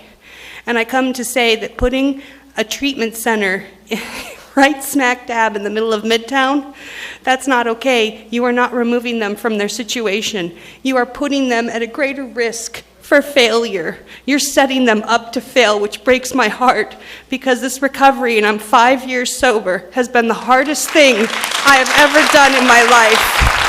And it hurts to stand up here and hear everybody talk about them, the addicts, because I too am a criminal just like them. And I had to crawl my way out. I scraped chicken guts off the floors in order to be able to get up to a decent job again and to be able to keep my child. But if you want them to succeed, sticking them in the middle of Anchorage and putting these people behind me for all the things that I couldn't get together in my life, I shouldn't ruin their neighborhoods. It's not fair. I'm so thankful for my treatment options, but they needed to be away from here. And there is no reason that 0.15% of our population, which do the numbers, that's what this chronically homeless population is, should take away from the property values and anything else. One key part of my recovery has been taking personal responsibility. I messed up. I needed to change. And they need to come out and say the same thing. Where are they tonight? Where is everybody who needs this housing? Because I'll tell you, I was crawling and begging for the treatment because I wanted it so bad. I wanted a new life, and that's another thing. You have to give them that. If you look at the studies in Utah and the places that have, well, I've heard Utah maybe having a little struggle, but for the most part, for the past 15 years, Utah's plan has succeeded. They moved them to this nice, serene facility out of town where they could learn and get back on their steps without affecting the neighborhoods that were there. And then they job trained them and brought them back where they could become productive members of that society. Now, what they did is, if you look at the pictures online, they have these really cool facilities. Like, I want to live there. So I was like, oh, I messed up in the wrong place. But they had some really cool, like, reentry facilities. You have to make them want to go there. I mean, I'd suggest, well, why don't we put them at Clitheroe? Now, come on. That doesn't affect any neighborhoods. It's far away from everyone, but it's still close enough that family and things like that can happen. And I was told by some people within the law enforcement industry that when they try to bring them to Clitheroe, when they're given a choice between Clitheroe and Aquila, they pick Aquila. And you know why? Because Aquila's right there on Northern Lights. I guess the drug dealer's right down the street, the liquor store's, 2 steps away. I'll just call my buddy and get a bottle of Jack. Believe me, I did it, I know how many relapses you go through and the disgusting things that have to happen. But that's why I'm asking you to truly consider what you're doing. I've been through it. I know. And then as far as, that's enough about that, but, as far as the public process goes, that's my problem with 2020-58. So you have a planning and zoning process and codes that are this thick and a Title 21 and everything else. I just want to point out that if the true intent of this assembly is to actually help the homeless, this is the conditional use permit change, not the conditional use permit, just a change, because the Gospel Rescue Mission, starting in January of this year, wants to build a new kitchen to feed more people. Now, they promised in this document there will be no new beds, no new services, just a bigger kitchen to feed people. They had to file, let's see here, not only is this 300 pages, so I couldn't get through it all, I apologize, but it was $7,080 fee. Now, if anyone's seen the Gospel Rescue Mission, I'm sure this could have been used on food or blankets or something else. But we charged them. They had to hold 3 community meetings. They had to go through planning and zoning. The planning department asked every single department in the city, the police, the traffic people, they got called out. How many people go through the intersection? Guess what? Less than 100 an hour. We actually found that out. Now, that's not quite the case at New Seward and 36th, but at least at the Gospel Rescue Mission, we found out that traffic's low enough. Why? Because this was the proper public process. And I'm not sure why they had to go through it, and these guys don't, but I just want to see this for these 4 buildings. I think I've really spoken enough. Thank you. Thank you. I have a question for you, Ms. Allard. Hi, Carolyn. So my question would be for you. Again, it's remarkable of your recovery, and I thank you for sharing that with everybody. I know that's tough. Thank you. You're welcome. My question to you is, you were talking about the Gospel Rescue Mission? Yes. So you read that as much as you could. I know it's pretty long. Could you tell me bedtime when that, reading. do you know on that one, when the process started and when it has ended, or is it ended? Oh, well, wait. Can So you actually, there's clarify? more fun with this. They you had explain? to, this used to be in a B3 zone, and that's why it applies to 2020-58. But in 2012, when they decided to build this rescue mission, they had to go through the whole zoning process and change it from a B3 to a PLI, which would then be subject to a conditional use permit. So in 2012, they went through a packet that was 5 times this thick. I couldn't even print the whole thing, so I ran out of reams of paper. And then that led to, when they wanted to add this kitchen, since they're under a conditional use permit, in January of this year, so January 2020, what is this filed? Oh, well, this sheet, January 27th, 2020. Then they went through, they had to go through all the community meetings and the filing and get the fee. Then they had to go in front of planning and zoning, who approved it with some conditions. I couldn't figure out what those were, I apologize. Finally on, July 6th. So they were in that process for 7 months. I'm sure 2 months of that went to COVID, like the rest of our lives. But that's when that started for just this part, and that's just to expand the kitchen. Thank you. Thank you for your testimony. Thank you. Welcome.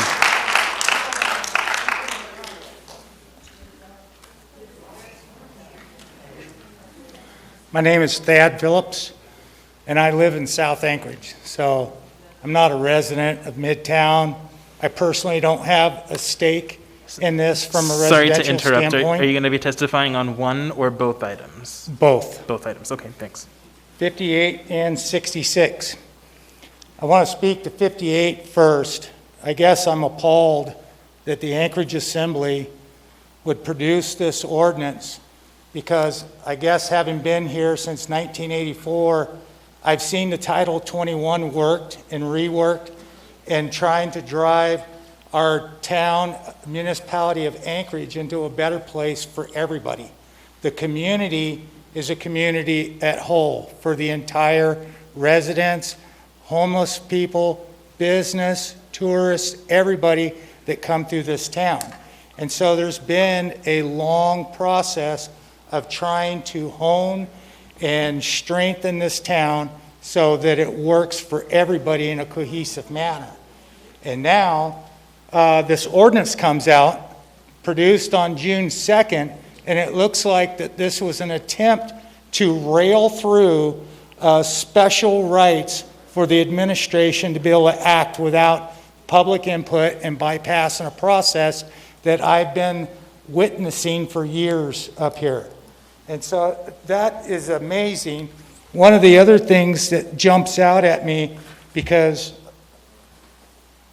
I have read or done the best that I can at reading through the recent gap analysis that was produced, the strategic action plan, and the Anchored Home 2020 priorities. In the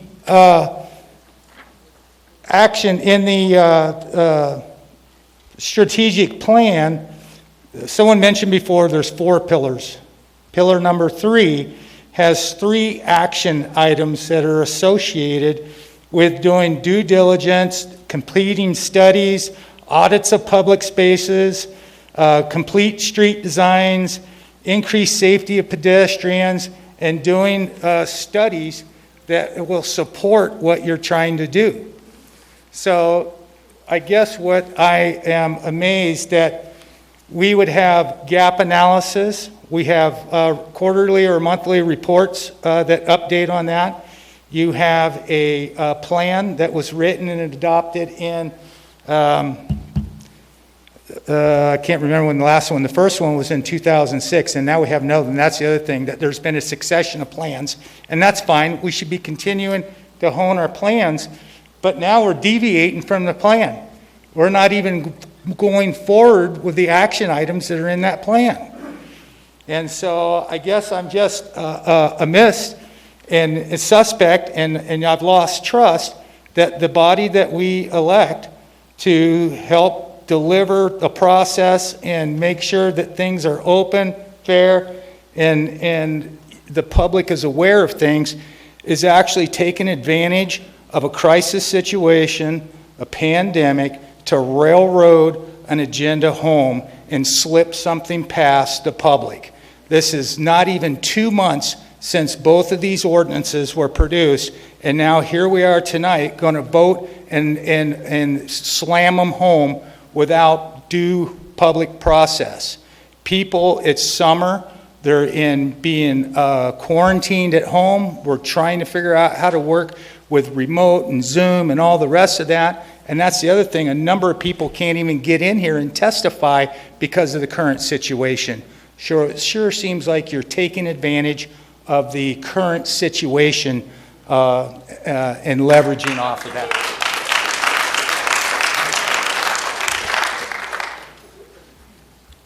With regards to 66, the acquisition and operations of the identified properties is not a specific component of the strategic action plan or the Anchored Home 2020 priorities, nor could I find it in the recent gap analysis. The current plan identifies the need for additional beds, but lacks specifics on how this will be accomplished and how these facilities will be configured to achieve the desired outcome.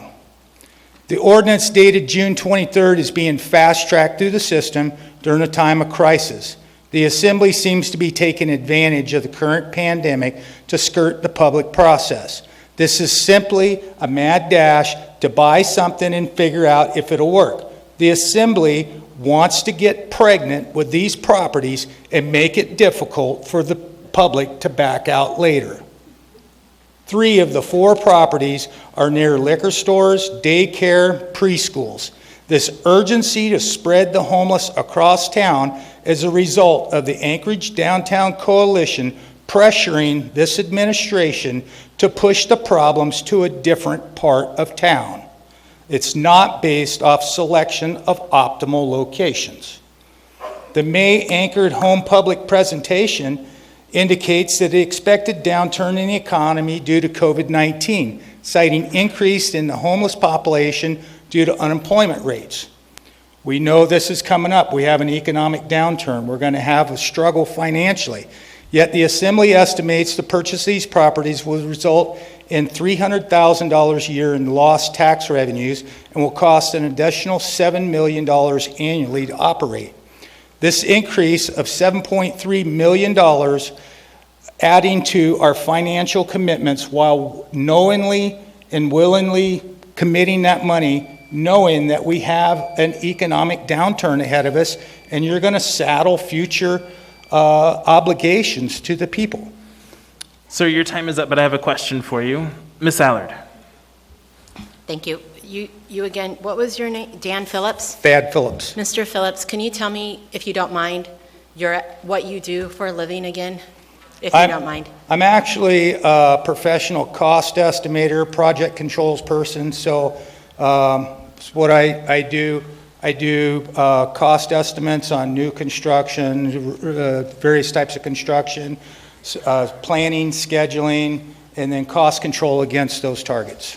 So when you're doing things like that, do you feel that the money that we are spending or potentially going to spend, is this good use of that money as far as? No. Can you elaborate on that and tell me why? No. The problem is that we are taking a build it and then figure it out, or buy it and figure it out and remodel it and make it, shove it in to fit the box so that we can get something slipped through right now. Normally, you will lay out a detailed plan that everybody buys into, and then everybody works together to execute the plan. You figure out the best value for the dollar. You go through a process which optimizes your plan for the best value on the money that you're going to put into it for the expected outcome. So in the military, we call it PI, plan, implementation, and execution. Absolutely. Thank you, sir. I appreciate it. Thank you for your testimony. Welcome.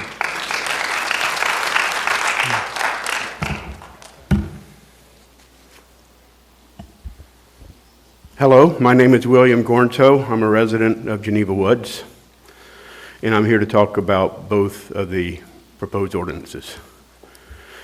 So starting with 2020-58, it's a proposal to allow any B3 property to be a homeless shelter, and the way that the ordinance is written, planning and zoning isn't needed for the passage of the ordinance. And I inquired of assembly members various aspects of this, and I was told that, well, the Planning and Zoning Commission is not an expert in homelessness. The assembly is, so they really don't need to be involved, and then they can be involved later when there's a conditional use permit, and if you involve them earlier, they're just going to have the same questions asked twice.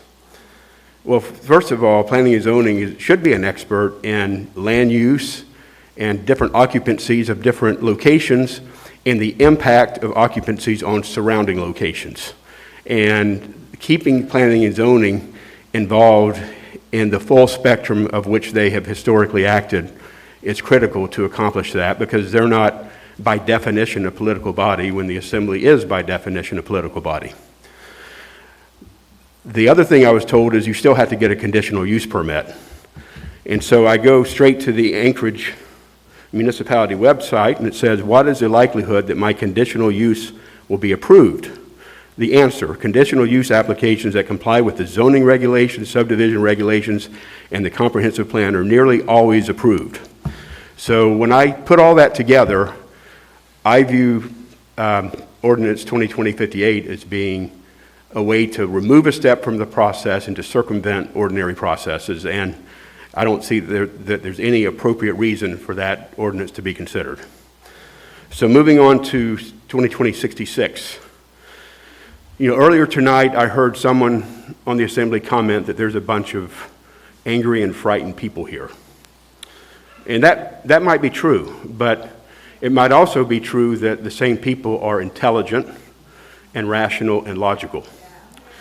And I heard some other comments tonight. It was 10B5, I believe, which had to do with certain CARES Act money going to schools for mental health. And I heard a discussion amongst the members as to why are these 12 schools listed? Why aren't other schools listed in my district, in Fairview? I heard why aren't any schools listed that are in Chugiak and Eagle River? And I thought it was a fair question, a fair rational discussion, which centered around why these locations and why not other locations. And so fast forward to 2020-66, we have 4 locations before us under consideration. A lot of the people in this room, including myself, have asked the questions, why these 4 locations? Which other locations were considered? Were other locations considered, yes or no? If not, why not? If other locations were considered, how was it determined that these locations are better than the other ones that were considered? Other questions that we asked are, what were the criteria for determining that any of these locations are suitable for the intended use? I heard from another assembly member tonight that a plan is under development to come up with criteria for homeless shelters, and that there might be some permit process. If criteria don't already exist, and a basis of selection and a basis of considering locations for suitability doesn't already exist, and if impact analysis on what is a particular location going to do to the surrounding properties doesn't already exist, then I don't understand the rationale for going out and purchasing properties without the proper due diligence taking place. And what I can say is that in all of the interchanges that I've had with various emails, various questions, and seeing the questions and responses from others, I've seen a lot of responses to the questions that were asked, but I've seen very few answers to the questions that were asked. So a lot of words that say something, but they don't actually answer the question that's asked. And I have a great fear, back to the fear, that this ordinance is going to be passed in spite of all of the impassioned comments that we're hearing behind us and for me. And if that happens, that will just be one step, because the legal process starts the next day, and there will be an application submitted for a ballot question to repeal the ordinance. Thank you. Thank you. I have a question for you, sir, actually. Ms. Allard? Can you tell me your name again? William Gornto, Gornto. Can you tell me the area you're from and the neighborhood you're from? I'm Geneva Woods, St. Gothard Avenue, Woods? yes. And how is this homeless not being contained in your area? Because what we're looking at is we have a downtown district. Right. And Mr. Constant's been trying to figure out a plan, and I think he has something coming forward. I'm going to work with Mr. Constant, hopefully, to... So I'm very... but I mean, I'm empathetic towards what has occurred in downtown and Fairview with greater impact than the other parts of the town. It is already proliferating to other parts of the city, and the right solution is to solve the issue, not to simply move it around like a ping pong ball. There is another proposal out there that has been put on the table by Nick Begich and Dave Cuddy. It's called Intervention 2020. And it involves all the constituents around the state, all the stakeholders, and I've heard from some assembly members that the state doesn't want to do anything. Well, very specifically, those sponsors met with the governor, and the governor does want to do something and is forming a committee to consider that. I also heard from assembly members that there are flaws in that plan, there's some unconstitutional things, et cetera, but it has a lot of merit, and it has a lot of merit that needs consideration. And it recognizes that the homeless situation in Anchorage is not an Anchorage problem, it's a statewide problem, and it needs a statewide solution. And you heard from others that getting people away from the temptations, away from the attractors, away from the triggers, is a way that other locations, other states have had positive results. That's the type of solution we should be seeking here. And can I ask you, what is your expertise as far as the other gentleman said he does cost analysis? We had someone else who's a real estate agent. What could you bring as your thoughts, and you're part of our community? Well, I've worked in corporate offices for 30 years. I've worked for a native corporation in the corporate office. My specialty is risk finance, risk management. I do cost analysis for decisions all day long. And I can transfer that knowledge to any sort of cost analysis for whatever type of impacts of different proposals are being considered. Okay, thank you, sir. Appreciate it. Thank you. Thank you for your testimony. Welcome. Hello. Can you hear me? Yes. Okay. My name is Bill Borchardt. That's spelled B-O-R-C-H-A-R-D-T. And I'm here to speak to both 66 and 58. Kind of an incredible experience tonight.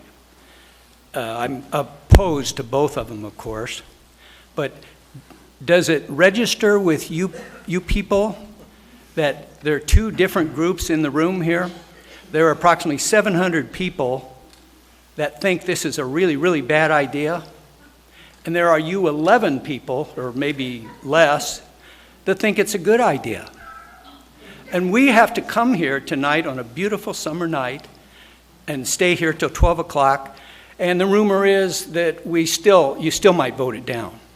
I can't believe that you guys who represent, theoretically, people would be so obtuse. Do you think that all the 700 people who've come here tonight are stupid? Why can't we turn both of these down and go home? Because they're a really, really bad idea. But let me give you 2 examples, okay? The first example is the people here from the Midtown area are kind of fighting for their neighborhoods. Now, none of you live or have business or probably have anything to do with Midtown except Mr. Rivera and Ms. Zantel. You theoretically represent them. But the rest of us either have businesses there or we live there. Putting 2 homeless camps into private businesses is just beyond belief that you would even do that. And I'm not unsympathetic to the homeless people, but what you're doing is really not working and is never going to work. Trying to make this area of Midtown into a homeless area, we see what it looks like down on 3rd Avenue, and that's really not what we want to have. Second thing is costs. I want to say this nicely. You guys are kind of on the chump train when it comes to value in these properties. I mean, nobody in their right mind would pay this much money for those properties that you've decided to buy. I mean, it's incredible. To make it even worse, after you buy the properties, it's going to cost you probably double or maybe more to remodel them to be of any use to you. And it's probably going to take, I don't know, years. The gym is an example there on Tudor Road. That's supposed to be an 80-bed facility, a 60-bed facility, 120, I don't know. But it's just a gym. It's a giant concrete structure with no plumbing, no bathrooms, no anything. The cost to remodel that is probably double or triple what you're going to pay for it. So who is going to be responsible? I'd like to know this. When $22,500,000 doesn't do everything you want it to do, when the cost to buy and remodel these buildings turns out to be $32,500,000, who picks up the tab for that? Hopefully, everybody will be, you guys have rivers of money, I realize, but it's still, you should do competent things. So going back to 2020-58, obviously my reasoning would be the same for that. I would not to be disrespectful here, but I wouldn't trust you guys to put homeless centers into any B3 area that you want. It could be politically motivated. It could be financially motivated. Definitely not a good idea. So what I would suggest is you guys end this misery for everybody. Vote those 2 things down. Do you realize that you guys are the only ones that like this? There's not one person in this building, there's not one person of the 400, 500, 600 people who are outside who think this is a good idea. Not one. Except maybe Mr. Berkowitz. So anyway, that's my 2 bits. Do you have any questions? I do have one question for you, Ms. Yes. Allard. Do you have businesses? And did you say you lived in Midtown? I don't live in Midtown, but I have some property in Midtown. I'm a little bit familiar with real estate values because I've bought property there. Have your properties or your businesses been impacted with the movement? Yeah, we have enough problems as it is with the existing homeless. Well, they have a 007 license to, throw up on my front porch or steal my kid's bike or do just about anything. So many of the homeless are really not homeless, they're just vagrants. Some of them are homeless and probably need to be helped. Some of them are just vandals and vagrants. So yeah, I spend $40,000 a year on extra security because the police, of course, don't have the time to watch things. So it's financially impacted your businesses? Yeah, and it's really going to impact my business. I own a mall across from the gym, and nobody's going to want to be in those areas. It's just not. You look at 3rd Avenue, you look at all of those things, it's just a miserable experience. What would you suggest us do? Oh, well, first of all, look at homeless situations that are working in some places. For instance, if Seattle isn't working, Portland isn't working, San Francisco isn't working, and that's what you guys are doing. So why don't you go and study maybe Salt Lake City? Salt Lake City is reputed to be working. They have a facility out of town. They don't allow vagrants, as I've heard, and they bus them out of town and they give them their services away from people, not in the middle of town. So, for instance, in one of the buildings is right 1 block away from a liquor superstore. So, really, how smart is that? So, anyway. Based on your study, have you ever been to Salt Lake City? Yes, I have. And it's a pretty big city, isn't it? It's 1.8 million people in the metropolitan area. And how many people do you think we have in Anchorage? 300,000. So would you say that the overall square miles of Anchorage is quite a bit different than Salt Lake City? Probably bigger. I think Anchorage is a huge city, geographic-wise. I think it goes all the way up to... Just give it to me. All right, thank you. Thank you, sir. Mr. Constant. Yeah, thank you. Would it surprise you, sir?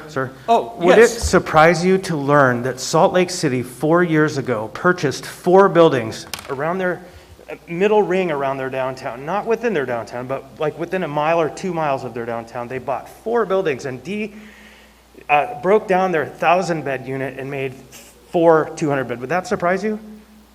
Well, I haven't studied it. It's not really not my job to do that. Right. I would recommend to everybody, look what Salt Lake City did. It's amazing, and it's very similar to what's being proposed here. Thank you. I have a question. Ms. Allard. Sir, do you think, though, from your experience and what you guys have read about Salt Lake City? Pardon me? Hold on, Ms. Allard. Right. So, Are you done? hold on. So, if we continue with this back and forth and booing, I'm going to end this meeting. We cannot have this type of decorum in this meeting, okay? So we're going to keep going. And Ms. Allard. From what you've read or any interest in Salt Lake City, do you think, I'm just asking, do you think that they had a plan and maybe a way to implement that plan and then a way to execute that plan? I'm not really an expert. I'm probably an expert on human behavior, but I'm not an expert on homeless handles. I'm sure they did have a plan, and I'm sure there are places that are successful with the homeless, and I'm equally sure they're not putting them in Midtown next to bars and liquor stores. I'm pretty sure that's not happening. Fair enough. Thank you, sir. Thank you. Thank you. Ms. Salatel.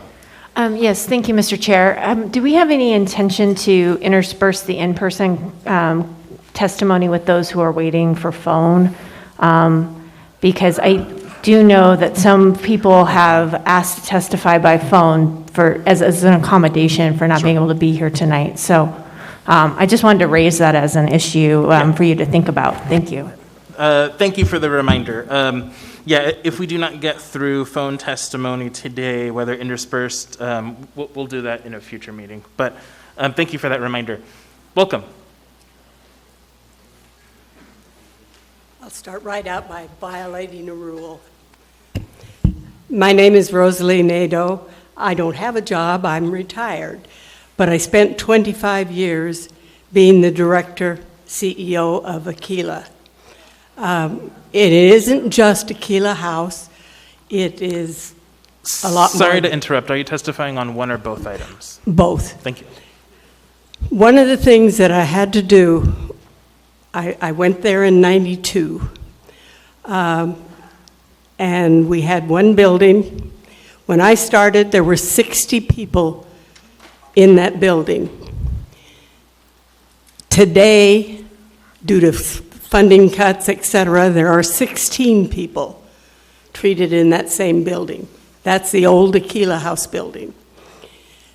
What we have done in addition to that, and I have some experience with residential programming. We have another residential program in Anchorage. In addition to that one, then I had one in Ketchikan.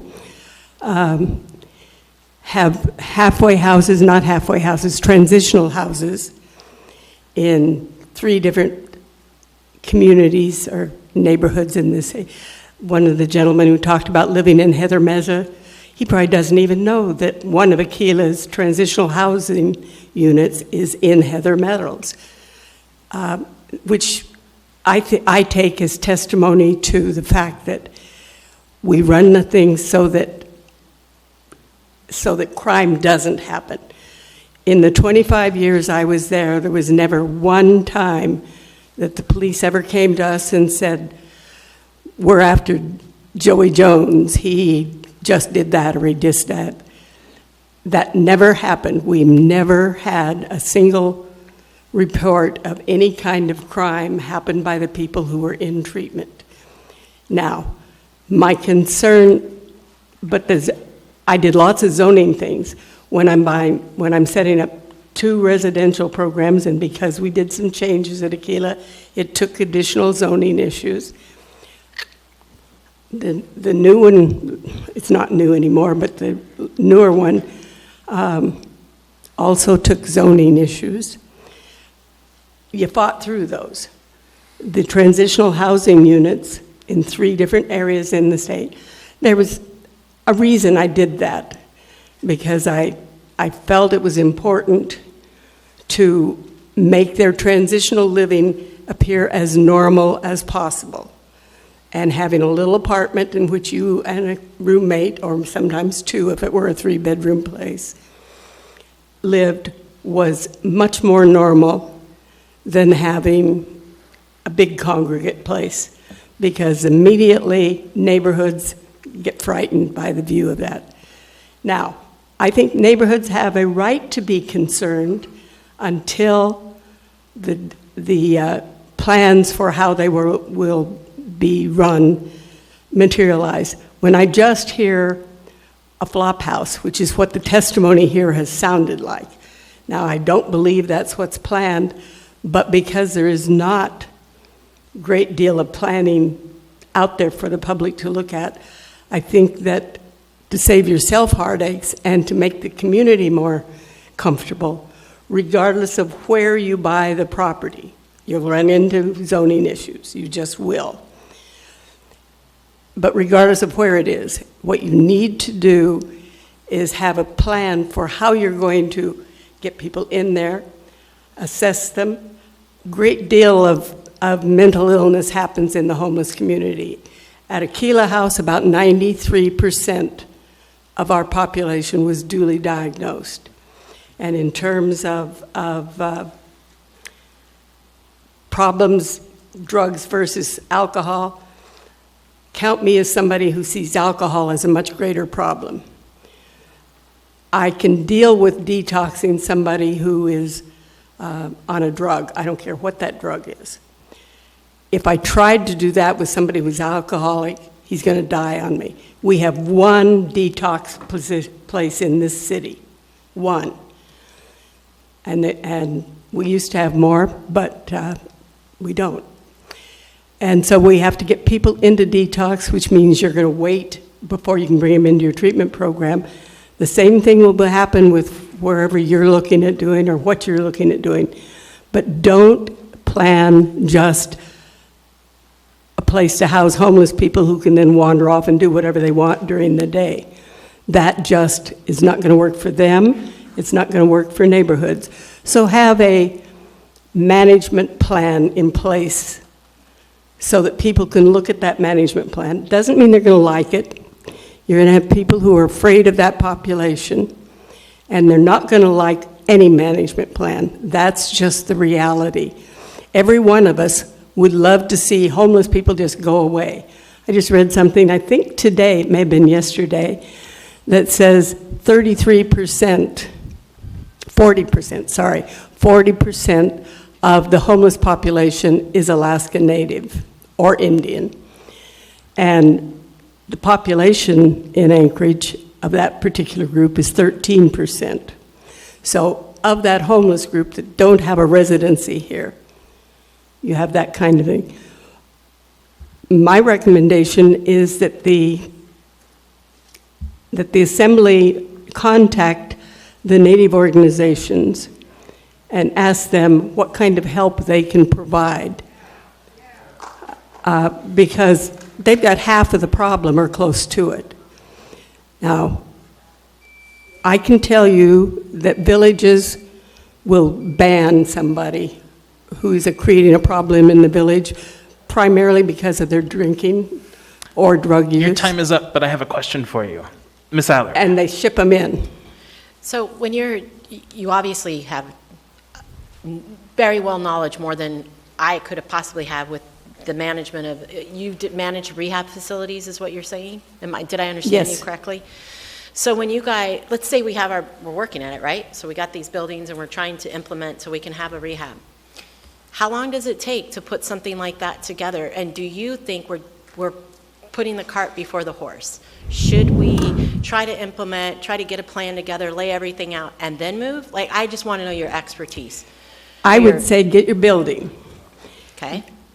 Because you can't plan without knowing where that plan's going to go. So is the building location something that you would find a good location? I don't see it as a bad location. This is a population that is a population that's going to wander off if allowed to and create the same kind of mess they were in before. They just are.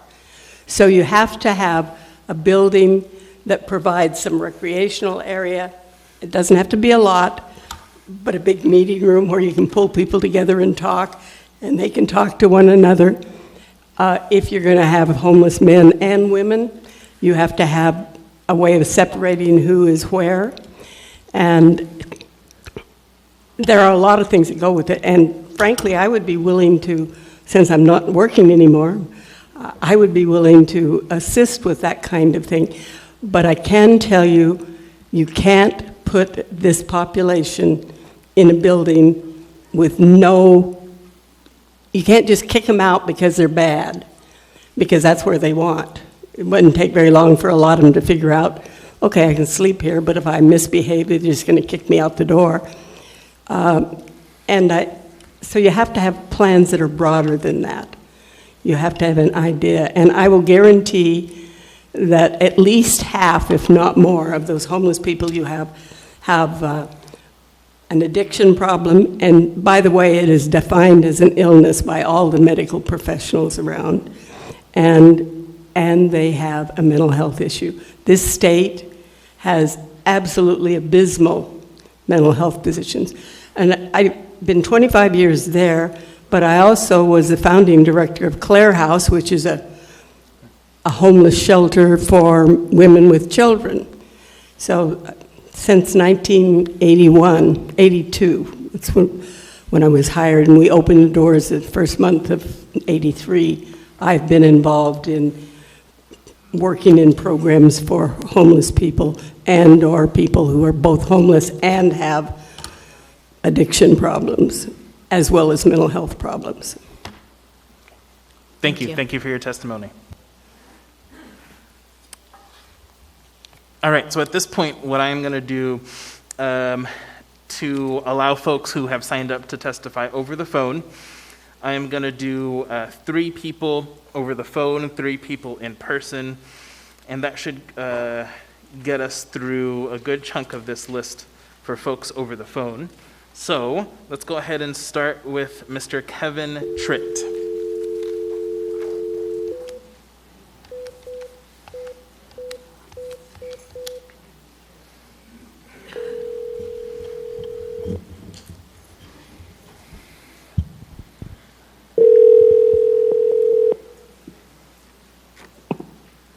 Hello, it's Kevin. Hi, Mr. Tritt. This is Felix Rivera. You're here with the Anchorage Assembly. We now have before us for public hearing items 2020-58 and 2020-66. Would you like to testify on one or both of those items? Comment on both, please. Okay, you have 6 minutes. Welcome.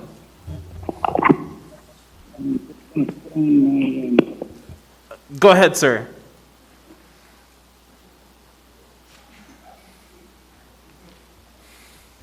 Sir, are you still with us? Am I on? Yes, we can hear you. So go ahead, sir. You have 6 minutes. I got to get away from the audio feed as well. So sorry about the technical difficulties.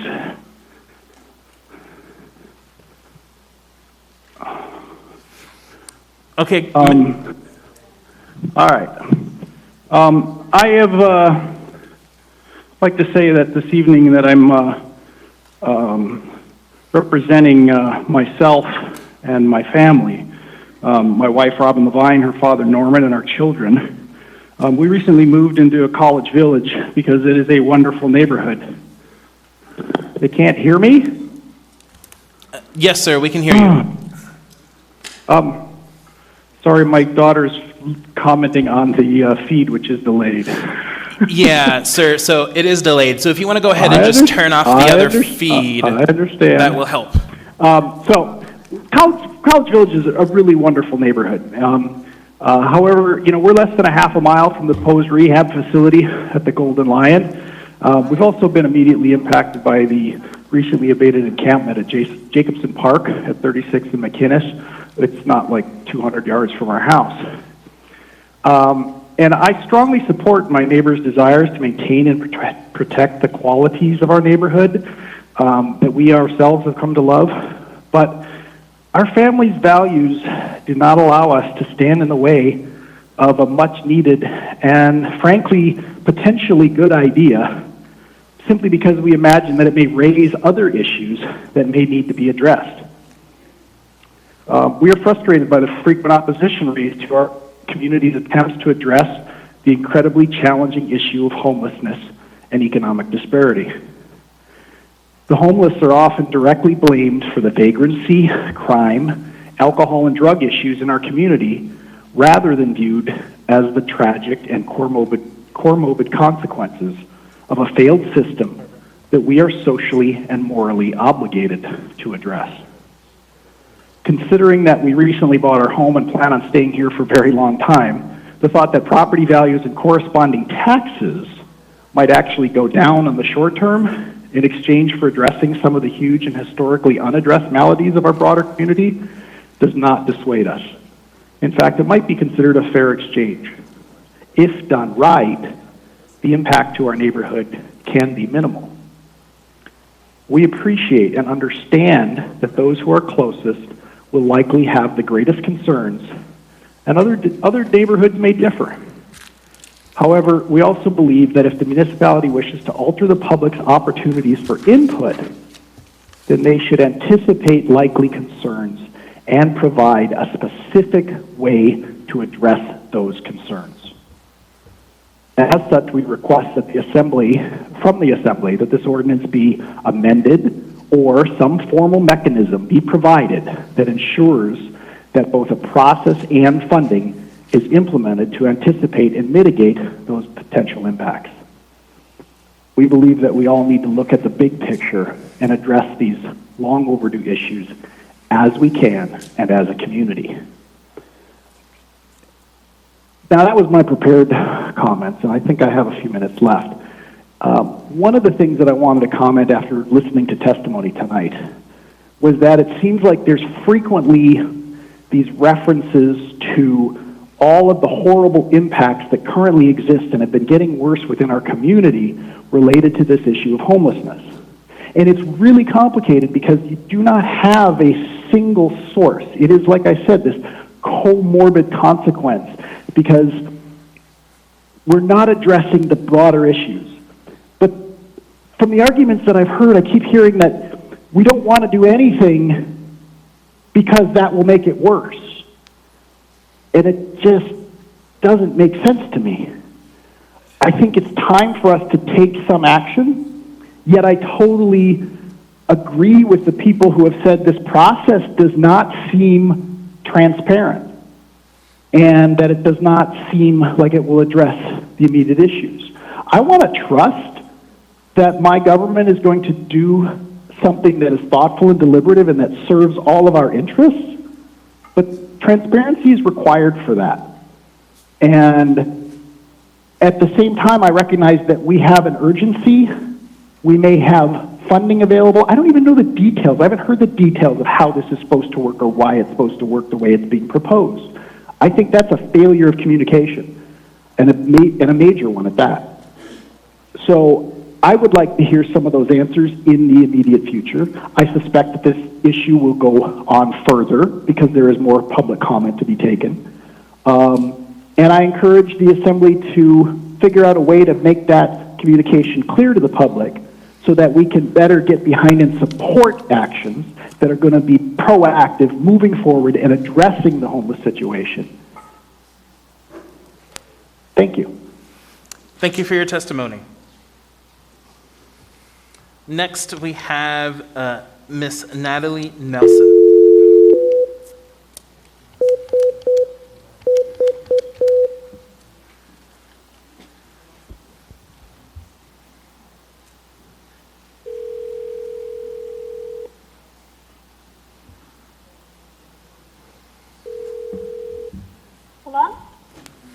Hello? Hi, Ms. Nelson. This is Felix Rivera. You are here with the Anchorage Assembly. We are at public testimony for items AO 2020-58 and 66. Do you plan on testifying on one or both of those items? Okay, am I on? My name is Natalia Nelson, and I live in College Village. And I appreciate the comment of the previous neighbor. And I do feel for homeless people as well.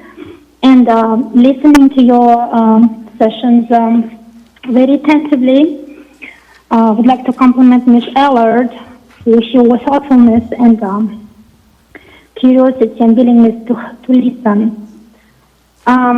Actually, looking through some Utah experience they just mentioned,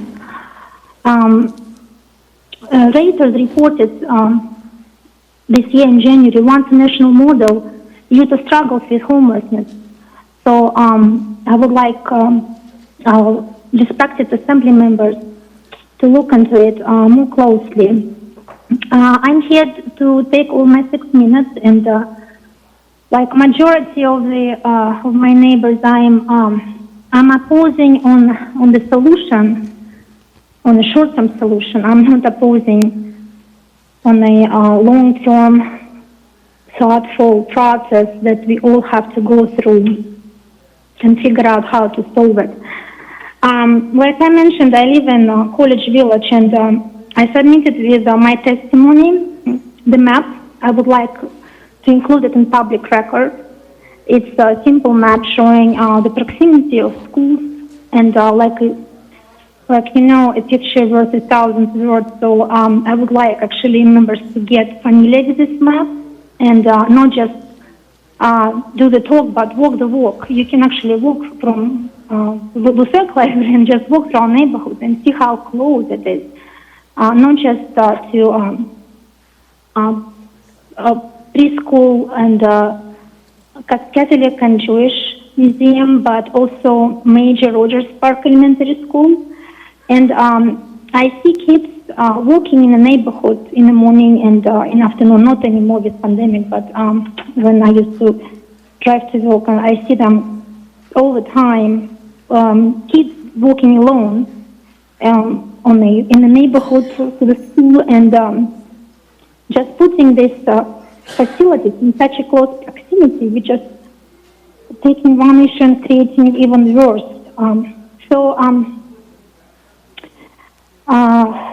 We haven't, and I don't want to repeat others, but it has been studied. The response was inadequate. I'm actually pulled by members and the city governing body that I elected, because it's just we are not even considered. And I would like you also to include in my testimony the record from nextdoor.com. Our neighborhood did a poll on who's opposing and who's against, and over 700 people voted, and close to 70% voted in opposition, just in College Village and like Rogers Park, Geneva Woods communities. I emailed this poll to include in the record as well. Ma'am, your time is up, but I have a question for you from Miss Allard. I'm sorry, I didn't catch your name. Can you please tell me what it is again? Can you please, can you please speak closer to the microphone or maybe to the feed that goes to the phone? Could you repeat your name to me again, please? Can you please repeat? Did she say her name? No, but it's Natalie Nelson. Okay, thank you. Natalie, how long have you lived in your neighborhood? And how has it impacted you and your family? Well, like everyone's mentioned, we've seen an increase in activity. People on and I don't have any prejudice, but when you see a biker with a backpack, when you see a walker with a backpack crossing from the green belt, coming through the neighborhood, it's either a homeless person or maybe just some trouble coming in. And I walk my daughter to school as well. She goes to Rogers Park. So I kind of teach her, okay, you have to be careful, you don't have to. And actually, Miss Allard, she mentioned that she carries gun, and kids do not carry gun. And what it takes just one incident, and people mentioning needles on the ground. I mean, we are looking into some potential lawsuits here, not just needles on the ground. You think that putting people next to a liquor stores in the middle of Midtown will not tempt them to venture out within 10 minutes, passing school to Fred Meyer's and meet some kids on the street as they walk to the school or from the school. I mean, this is just big problem waiting to happen, and I just don't appreciate the lack of thoughtfulness. And you already heard about public trust issue, and I do hope that you will restore it by killing both of them, those ordinances, and they will be more confident in our leadership. We'll have to elect some other officials because, this is just not adequate. By the way, I got 2 emails Ms. from...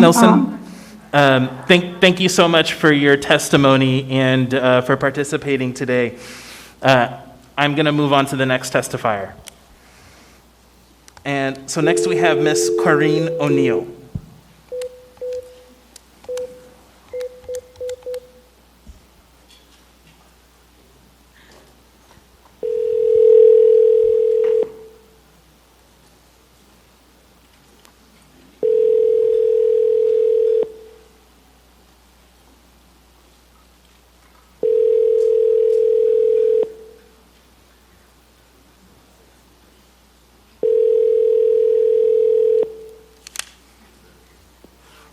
You've reached Corinne O'Neill.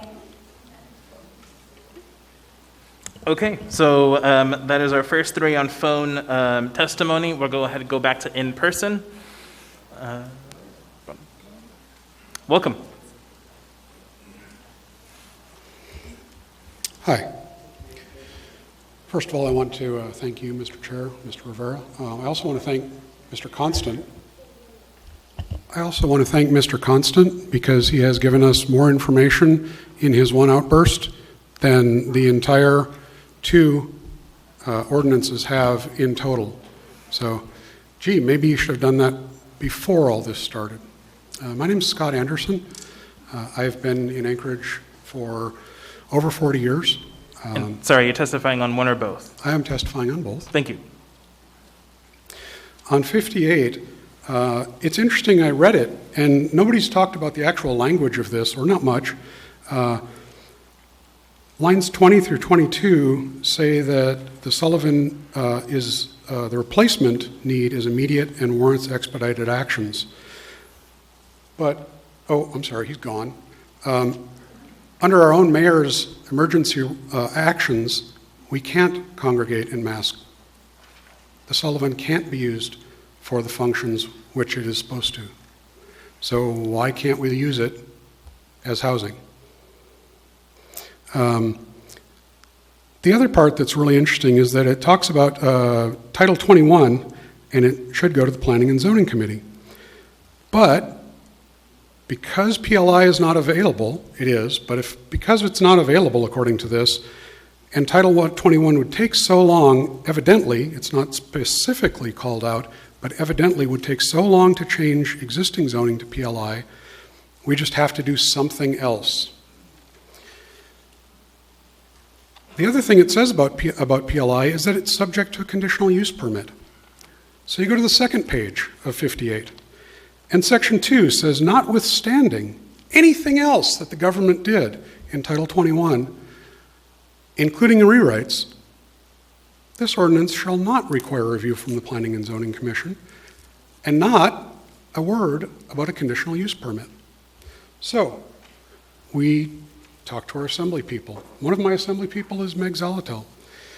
She said in an email that there may be, this was a Midtown Community Council meeting. She said that there may be conditional use permit required.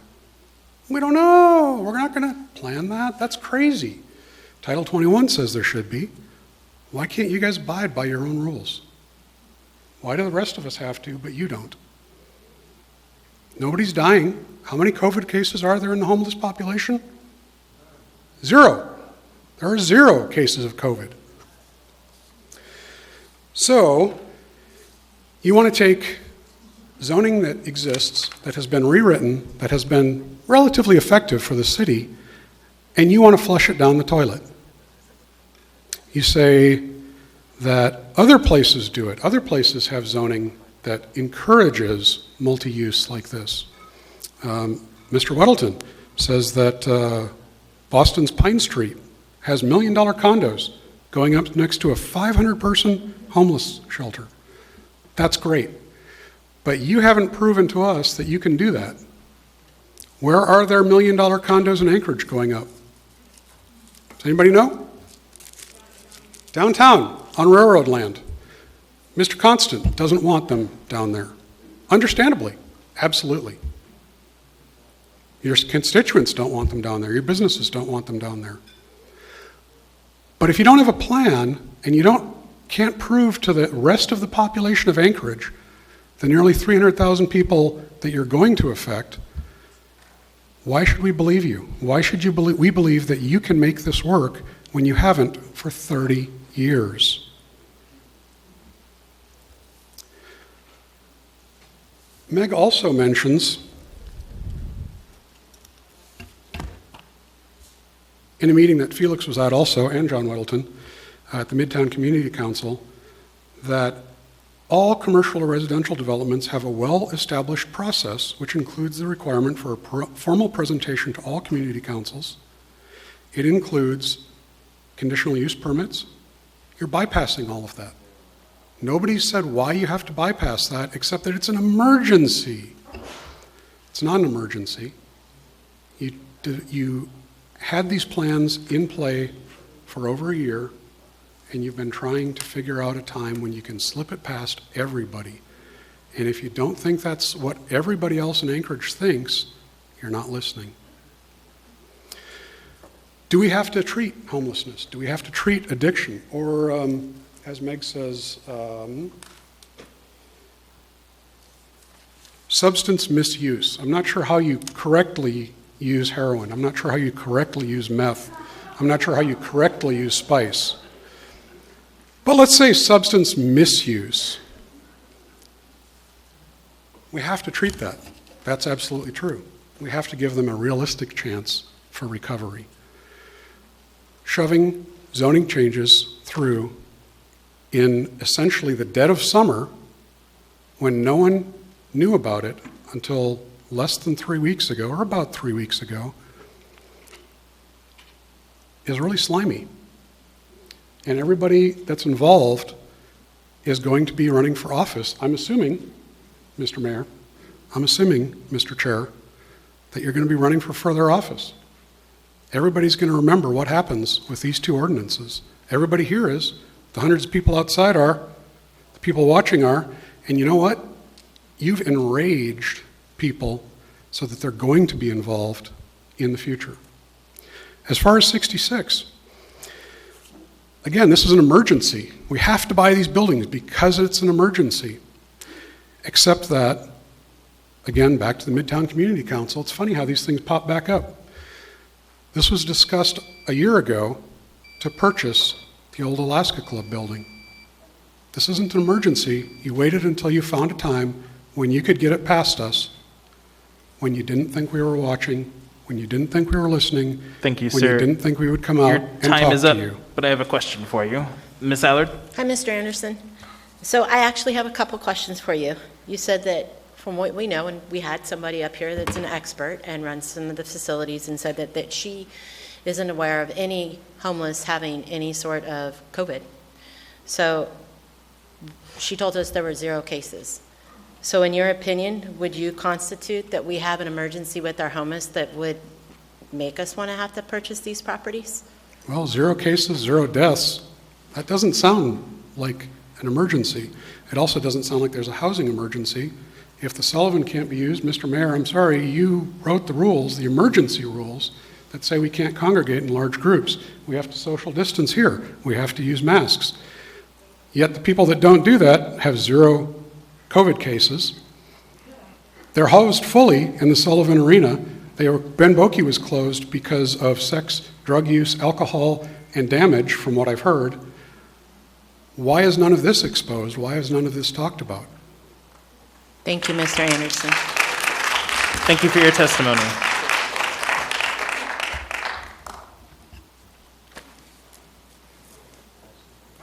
Welcome. Thank you. My name is Dana McAlpine, and I live in College Village, and I was not going to be the one speaking here tonight. My husband, Stephen, was supposed to be here, Sorry but to he interrupt. couldn't get in. Are you testifying on one or both today? I don't know, because I'm just going to talk about how I feel. Okay. And the first thing is I have an observation to make. You had all these people here that wanted to speak on one issue. I don't understand why you didn't take the public input on this issue instead of all the other things that you put in front of this. We've all waited to speak, and I would have thought that you would have done that one first. I want to know, can you guarantee me, I live in College Village, I've lived there since 1991. I moved there because of the schools, the families, the participation that people have in that community. Can you guarantee me if the Golden Lion / Best Western is turned into a treatment facility, it will not look like most of the Anchorage corners in Midtown? Mr. Constant talked about Salt Lake City and that they have put around, not in town, but around, and that it has worked. That's not what you're trying to do here. You're trying to put it in the middle of town. The other comment I want to make is that the first lady who spoke up here tonight talked about putting the facility on the old hospital property. And Mr. Constant sat up there and shook his head, not in my subdivision, not in my area. That's how we feel in College Village. There are elementary schools, there are daycare centers, there are tons of families with small children, and we don't want that in our neighborhood either. And that may be calling me a NIMBY. I'm sorry, but that's how I feel. Thank you for your testimony. Welcome.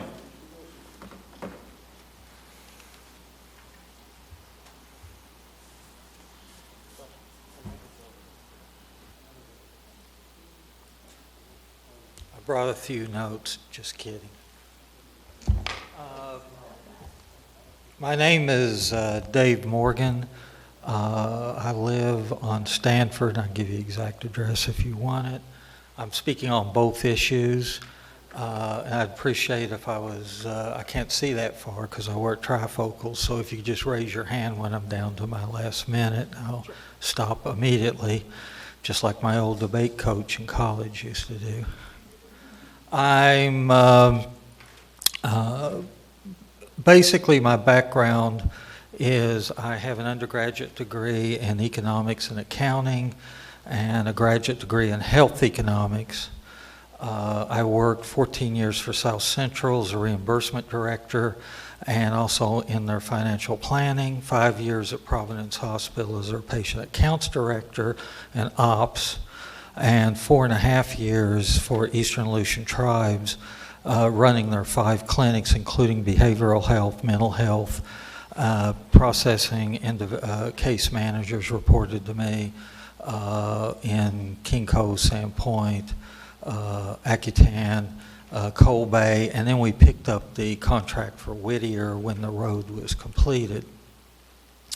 I'm a fellow of the Healthcare Financial Managers Association, which you don't buy, you have to take a test and have 10 years in executive, and also a fellow of the American Society of Health Economists and sit on the regional board. That's what that report's for. I report all of our virus stats, 19 of them, to the regional, then goes into the national. I thought I'd get that out of the way before we started the cross-ex of who are you and how can you talk about this stuff. What I'd like to talk about is not an issue of who's walking around or security issues, but more about the process, on zoning and going through that which you've heard a lot, so I'll shorten and take a little different tact. But also talk about externalities, and then go into the situation on how South Central and how Providence System does projects like this, whether it's a surgery center, a mental health facility, or a hospital. Working with government, and I'm sure everybody in this room has worked with both those organizations one way or another. Oh, by the way, I was your chairman of your health commission under Mayor Sullivan for 3 and chairman for 3, and I represented primary care and mental health on the state health commission and human services for 6 years before it was defunded by Governor Walker. Any questions? Good. I also have a certificate in analytics if we want to do some math here later on. As a resident and a citizen of Anchorage since 1985 when I was recruited by Providence, so I know the community, but I also know healthcare, but I also know how to plan it. I know how to operate it, organize it, and more important, make money with it. South Central went from 10 years before I joined it, a $10 million operation to a $500 million operation. So there are ways to do this where you make money and break even, at least as a nonprofit. You've done everything backwards, basically. I'm looking at this analytically because I know some of you, but sometimes you make rash decisions and those are not helpful. When you're trying to fix a problem, which is really a statewide problem, and we're catching it.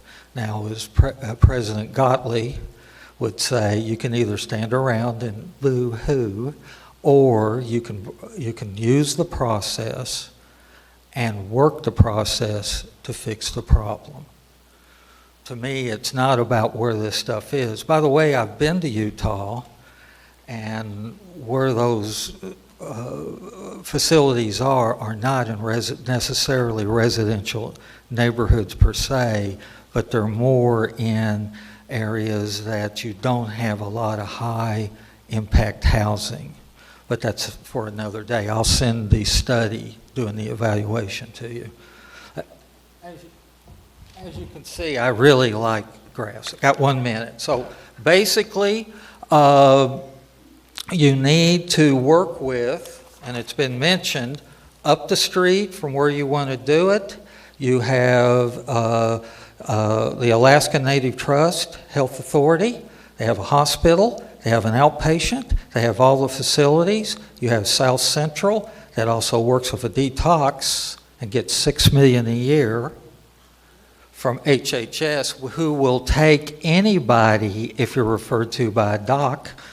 You have Providence Hospital Medical Center that has ER, hospital. You have the Anchorage Community Mental Health Services located on Folker Street, and then you have the Alaska Psychiatric Institute with an acre of land that's not being used, all within a square mile with bus transportation for outpatient and to deal with those processes. Most of your 50% end up there if they're drug alcohol. Thank you. I have a question for you. So basically, I would call them in. Sorry, Mr. Morgan, your time is up, but I have a question for you. Ms. Okay. Allard. Mr. Morgan, so in federal world, I don't know what we call it in civilian world, but we call it a SME. So we would call you a subject matter expert. I think in this room right now, unless your director of health is here, who's a doctor maybe, yes. So we have one that's going to testify from our group here in a minute. You can ask him, but go ahead. So you've worked with the mentally ill, you've worked with the homeless, have you worked with drug addiction and alcohol addiction? Yes, and I've also had to work with employees that had, healthcare has a high, there's a camera. Healthcare has the highest impact of people who, because they have access, use drugs. And I've had to deal with employees as an executive who have got themselves addicted. I'm talking about docs, basically. If there is one piece of advice you could give the Assembly on something you find that would really impact and help our homeless today, right, to better the situation we have going in Anchorage, what would that be? I know you have many, Three things. Go ahead. The first thing I would do is, before I bought buildings and before I did all that, and maybe you will buy them, I don't know, but I would get with the Alaska Mental Health Trust, who have expertise in this. And they also have almost $700 million in assets. I would get with the Alaska Behavioral Health Association, and then there's other organizations, the Municipality of Anchorage Homeless Committee, put them together, go up Providence, sit down, and work on a continuum care so you can fix it. To warehouse and do the same thing again is also a definition of mental health because it's failed. Let's try to do something, since we got evidently $22 million, to actually fix the problem. And you have lots of people up there that are smarter than me. So you said you worked with the state? You worked at the state level, sir? While I was appointed and ran their state health commission, but anybody in healthcare on a significant amount works with the state because of Medicaid reimbursement, the feds on Medicare reimbursement, the VA, and also rate control and cost reports. So whether you can call it working with them, they every year know everything that's going on. And if you work in a community health center, you have to show them your costs and your rates. You have a payer system so you can compare out of our 250 facilities in community health, or our 18 programs, and Anchorage Neighborhood Health has an excellent program. So as a subject matter expert, would you recommend that possibly with the Intervention 2020, I don't know if you've read it, but if the state has some ideas and some firm that maybe we could integrate the state, I would even if we don't invite agree them with it to all? that meeting with your health people and sit down and work this out. Are these buildings, I've been in 2 of them. From what little knowledge I have in talking to realtors, it's going to be a huge cost to retrofit. I'm more inclined to go up 2 miles and put them where they don't even have to drive to get these. There's a detox center there that gets $6 million a year from Health and Human Services Federal, that then when they discharged out of the detox, alcohol and drug, they send them to the Ernie Turner facility out in the Eklutna to go through the 60, 90-day process there, just like the young lady who has gone through this personally. And I've heard countless stories like that. This is not something you can fix with 4 buildings.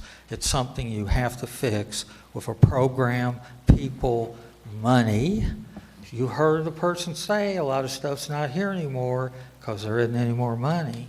So there's few, as the sister told me at Providence, there's not much money, but we're going to make it work. And she was, as we say in the bluegrass, she was so sharp she could write through a screen door with a pencil.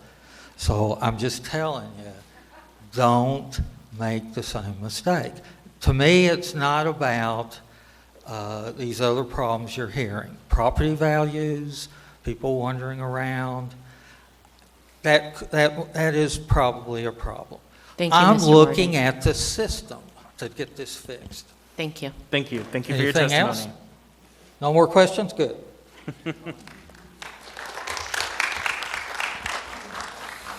Okay, so we have 5 minutes left in our meeting tonight.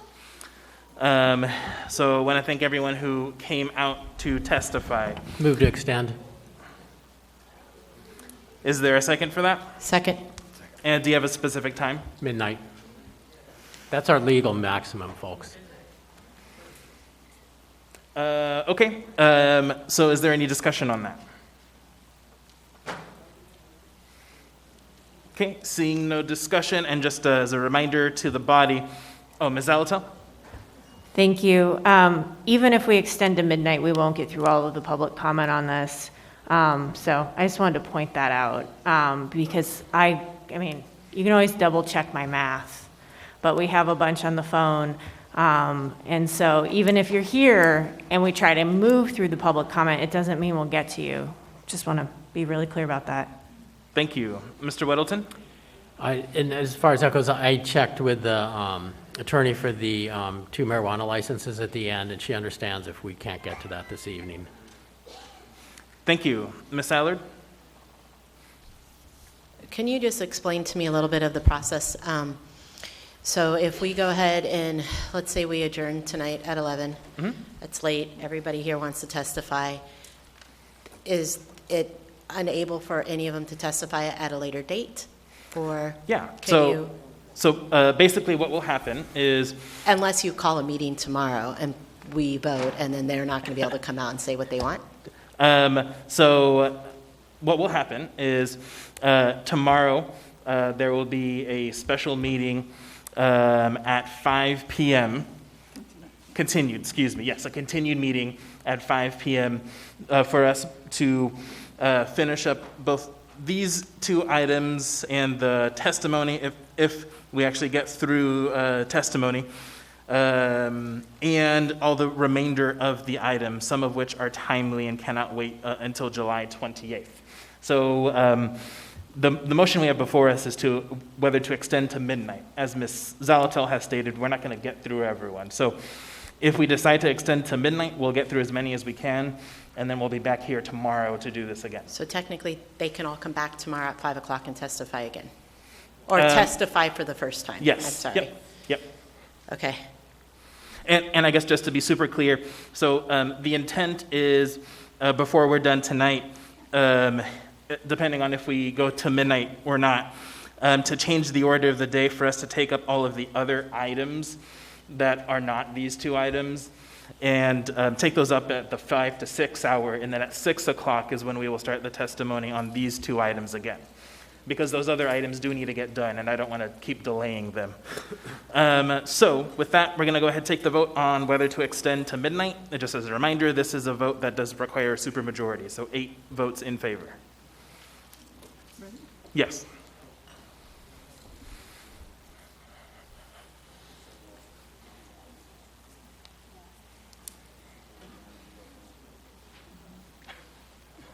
How she wants.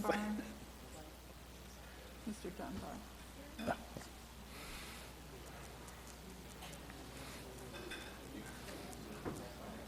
Are you waiting for anyone else? So that motion fails 6-4. So we are going to end our meeting at, in a minute. So can I go ahead and get a motion to change the order of the day to take up items 14A and 14B after whatever our last item is, after 15C? So moved. Second. Is there any opposition to that? Okay, seeing none, then we're going to... Mr. Chair, I'm sorry, can I just ask a question Sure. about the schedule for tomorrow? So you said that we wouldn't start public testimony on those items until 6, but it could be earlier if we zipped through the others, right? You were just giving an estimated time. You were letting people know we were starting with other items first. Yes, so we are starting with other items at 5 o'clock, starting with 14C all the way through 15C. And then after all of those items are completed, which I estimate to take roughly an hour, then we'll get to 14A and B. Thank you. Yeah. So thank you. come back tomorrow night. Yes. All right, So we have a vote to change the order of the day. do we need a motion to continue? Can I get a motion to continue the meeting to tomorrow? Move to continue. Second. Moved and seconded. Any opposition? Seeing none, then this meeting is continued until tomorrow.